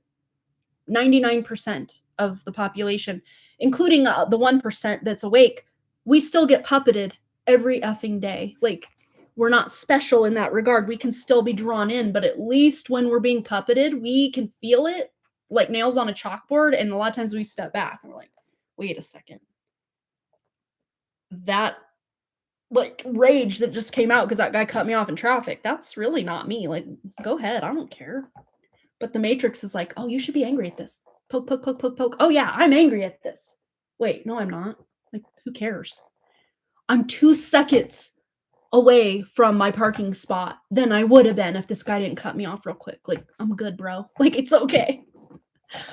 Yeah, it's just about giving ourselves time to respond rather than instant reaction.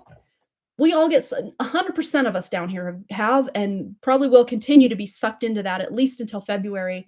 But the main way that the matrix hooks into us through that solar plexus motor, which even if you don't have the solar plexus defined like me, I'm an amplifier of that. So wherever you aren't defined, you amplify when people with defined are near you.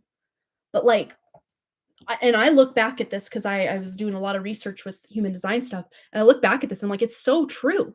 Like if I'm home by myself and no one's here and I say break a dish in the sink, I'm just like, oh, cleaning it up, still whistling or singing along to my song, whatever I was doing. It doesn't even emotionally spike me. But the fact that maybe I go on social media right after that and I see something that triggers me, then they got me because I'm not in my energy anymore. Or if, someone else is around me and they're angry, I then can blow that up in my own energy if I'm not careful because I don't have that solar plexus defined. So I can amplify it like crazy. It's like gas on a fire. Yeah. And that's why I like to be alone a lot because I don't have these extreme excitement or extreme negative emotional reactions. I can just be. And that feels so good. But my emotional projectors or people that have that defined center, like Versha, you're a projector. I don't know if you have that center defined though. I don't think all projectors have to have the solar plexus defined. You might be a splenic projector versus a emotional projector or a mental projector. Being alone is my biggest gift too. And in fact, I have a whole 18.5 year part of my right angle cross of the 4 ways incarnation cross where I'm like, everybody out, I'm in my own hermitude, like, and I'm right there. Like, I'm right there. And then, okay, so cross the sleeping phoenix is going to put me in my, like, me wanting to have copious amounts of alone time. That alone next year. 2 weeks before the cross of the sleeping phoenix pops off, I go into K2 Mahadasha. If you know anything about K2 Mahadasha, Hermit City. And I'm entering a personal year 7 next year. It's a triple lock on my energy to be by myself. No F's left to give. Everybody out. I'm in my own energy. Like, that's what that's giving times 3. Yeah.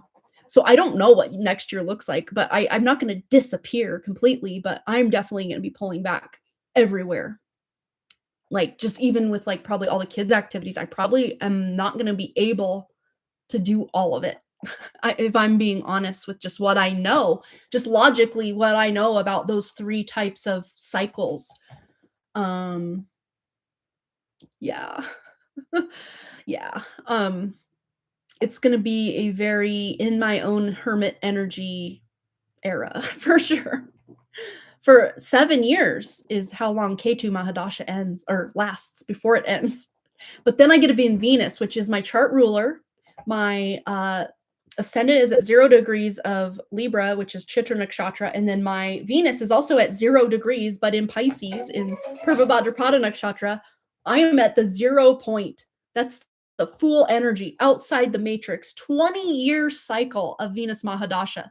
It's in my 6th house of service and animals and all that, but like hopefully I will be living in alignment and will be able to serve humanity in the ways that light me up because they have to be creative and beautiful and kind of melancholy but spiritual.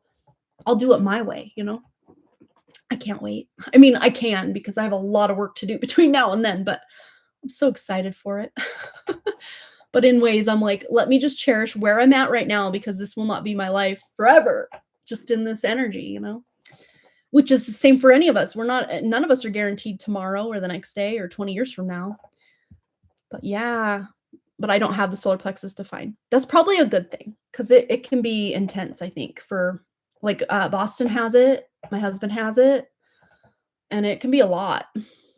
So I know when Boston's upset, I just need to leave the room.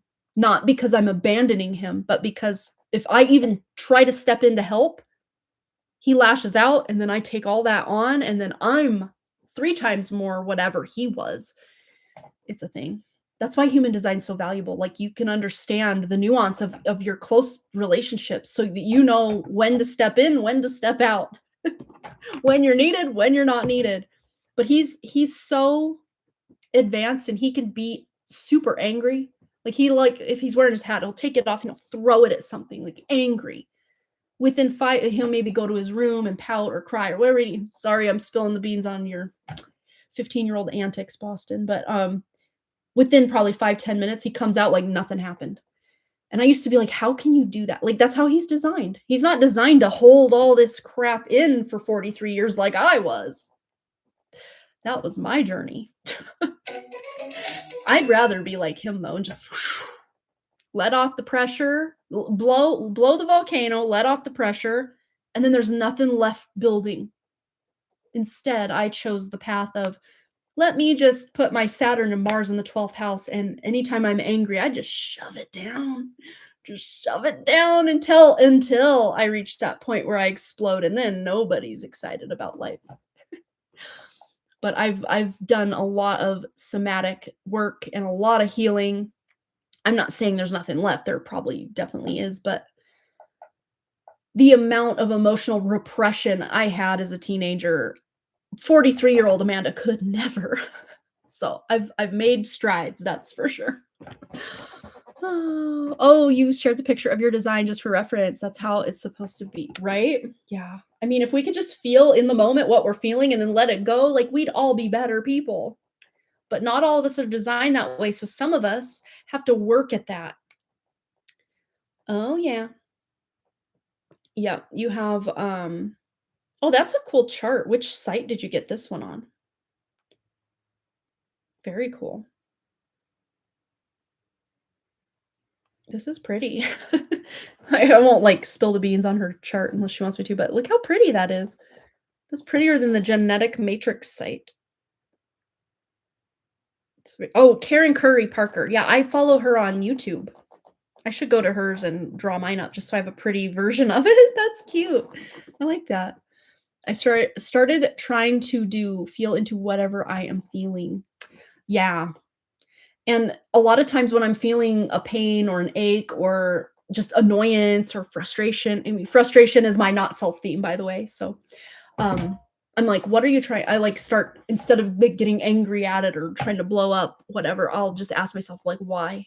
What's the message here? Why am I feeling like this? And sometimes I don't even need to know why, just that I am feeling like this. And if a question or an answer to my question doesn't come, I just feel it and try to let it go, let it flow, you know?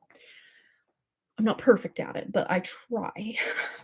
Especially when triggered, it's even harder because you lose your senses and we just go to default subconscious programming mode, but when we can start to unravel that subconscious programming, we're doing way better than most. Yeah, at least the anger, irritation, frustration, I observe it without engaging with it. Yeah, I'm just probably since February, I've gotten at least 50% better. Like I have like a huge glacier iceberg of a chunk of how I would like maybe outwardly it wouldn't look like I was whatever, but like internally I'm like boiling. I probably let at least 50% of that go, or I just don't respond in those ways anymore. And it's not because, oh, look at me, I did all the work. I didn't do crap. My spirit's like, okay, we're done with this, and stepped in and offloaded it for me. Because I could just sit here and spin and spin and spin and all this healing and peeling and shamanic journeys. And yeah, it feels like we're doing something. And I'm not saying it doesn't do anything, it absolutely does. But really, the biggest parts of us initially waking up, having a rude awakening from the awakening, having a reawakening from the awakening, these are all spirit orchestrated, spirit catalyzed.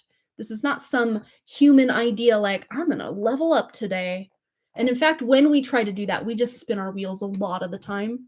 Even if on the surface we think, yeah, I've healed a lot today, or I healed a lot this last month, it's not usually until spirit, and you know when this is the case versus when your human mind or ego's trying to make things happen in the awakening process. When your spirit just steps in and is like, I got this. You don't even get in the back seat. You just literally get out of the car like, I'm fully in command here. Like that's how it feels, and you have no choice. But at the same time, having no choice against your spirit feels like you're being held and loved and taken care of by a maybe strict parent, but someone who has only your greatest interests and best interests at heart. So it can feel weirdly empowering, even though you feel like your full sovereignty was just ripped out from under you, but actually it's you that ripped the sovereignty, your true spirit. So like it's a weird kind of dichotomy that you're stuck in, but you're like, I don't want this, but I know I need this, so I just have to surrender to this. And then you're usually, if not 99.999, 100% better off for having allowed Jesus to take the wheel, so to speak, you know? Oh, yeah.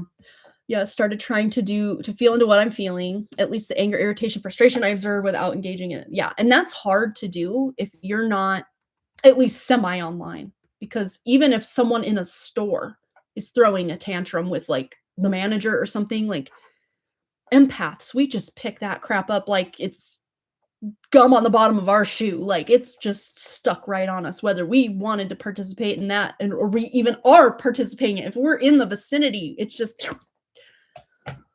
like flies to honey, you know, until we learn to detach. And then, not to say we can't like be triggered initially to be like, am I safe? Am I okay? Okay, I'm safe. I'm okay. Okay. I'm going to observe, or I'm going to get the F out of here. One of the two, you know, one of the two.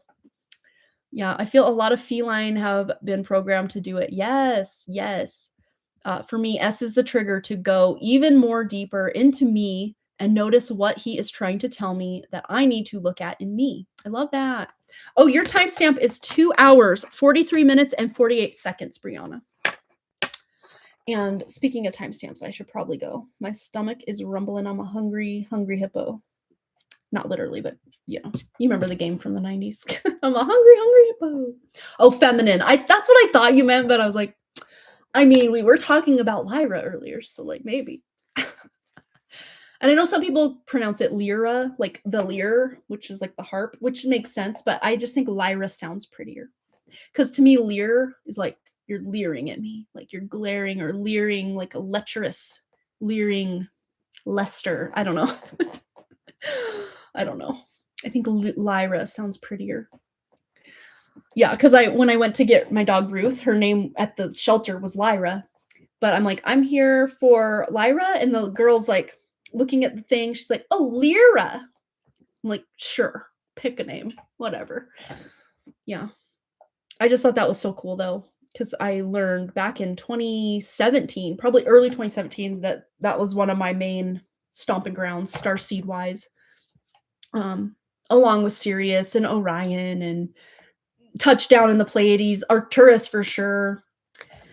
Andromeda here and there, but like my main 3 are probably Lyra, um, specifically Tekka and Avion within the Lyra system, and those names initially came to me in meditation, just like Philip Rocco came to me in that meditation. And then when I Googled it, and I was spelling it Tekka, like Tecka, but I had this alligator lizard when I was in high school, like my senior year, just a little Montana alligator lizard. And I named him Tech, Tech, or CK. It was CK, I think. But it was named after Tech from The Real World. Do you guys remember Tech from The Real World? He was like my favorite that season. I loved Tech. Let me see. I can't remember how he spelled it. It's not like I ever wrote it out. The name, but in my head. It's Teck, yeah. He was my favorite. I mean, how silly dilly dope fresh is that guy? He's so fun. He was hilarious and so cool. He was my favorite.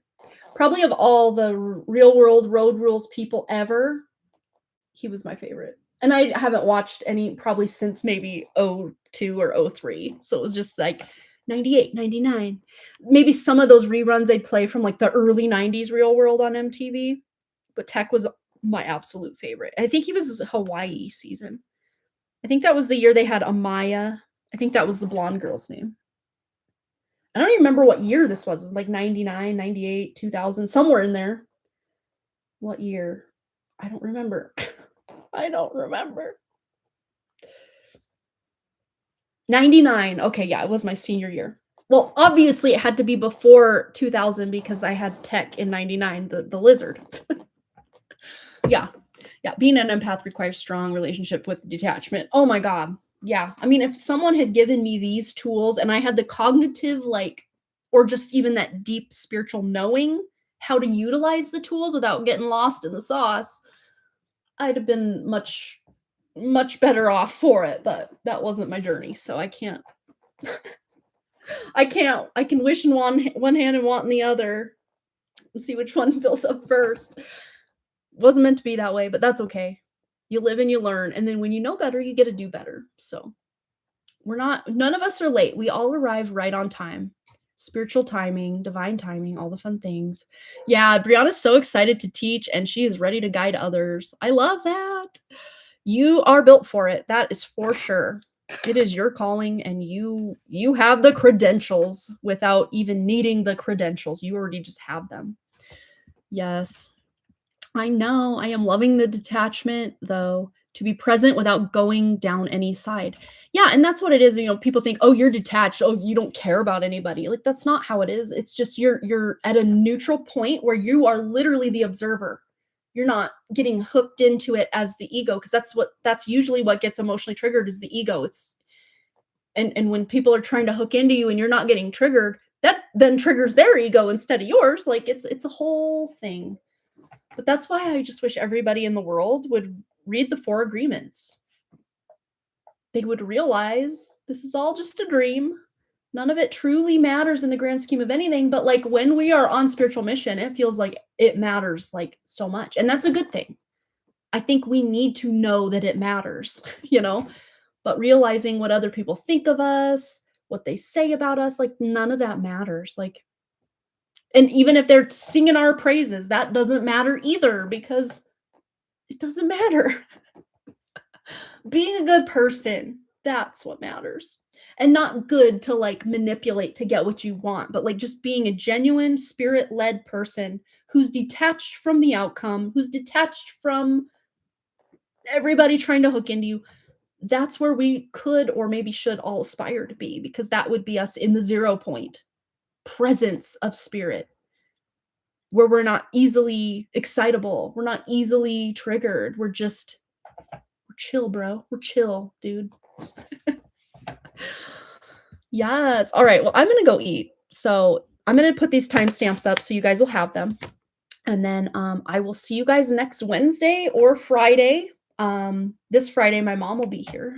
She's coming down for kind of spring break vibes. So we'll be hanging out, thrift shopping, all the fun things that we do, going to my sister's for game night, all the good things. Yeah, I'm grateful to Carrie for teaching that in her tribe calls. I mean, it is so important, like so important.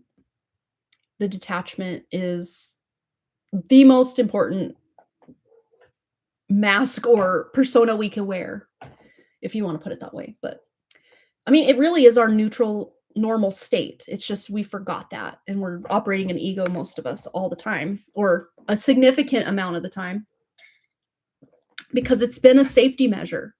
If we were all just neutral and detached and giving the shirt off our back, we'd be so taken advantage of. But we are coming into times where we can be more in that neutral, spiritual, detached without getting taken advantage of, because our discernment dial has turned up, way up, from even 2020. Like our discernment dial is just fine tuning right now. And even post 2027, like our spiritual discernment is going to be on fleek, on point. Like, nope, no scams, no getting one over on us. Like we will just know without knowing how we know, but we know it. So we know it, All right, you guys, thanks again so much for all those likes, comments, shares, subscribes, donations, and all the things. And I really, truly do hope to see each and every one of you right back here at Harmony Portal Tarot Live. Probably next Wednesday, maybe next Friday. I guess we'll play it by ear. We'll see what we're working with. But either way, fingers crossed, no more interference, no more such huge spiritual level ups that I can't keep up. We'll be here, because I think it's important when I am kind of that I don't be here, because I don't want to put that into what we're doing here. And it's 222 right now. So yes, even Q. But if we need to be triggered and we need to feel things, please feel them. Please feel them. Feel them to heal them, or peel them, as I like to say. And then let them go. Scattered to the wind. All right, I already did my outro. Peace. I will see you next time. Bye. Always forget I have to end stream, and then are you sure? Not yet, or end? Yes, we will end. All right, I'm going to post these timestamps so you guys will have them. All right, you guys, bye.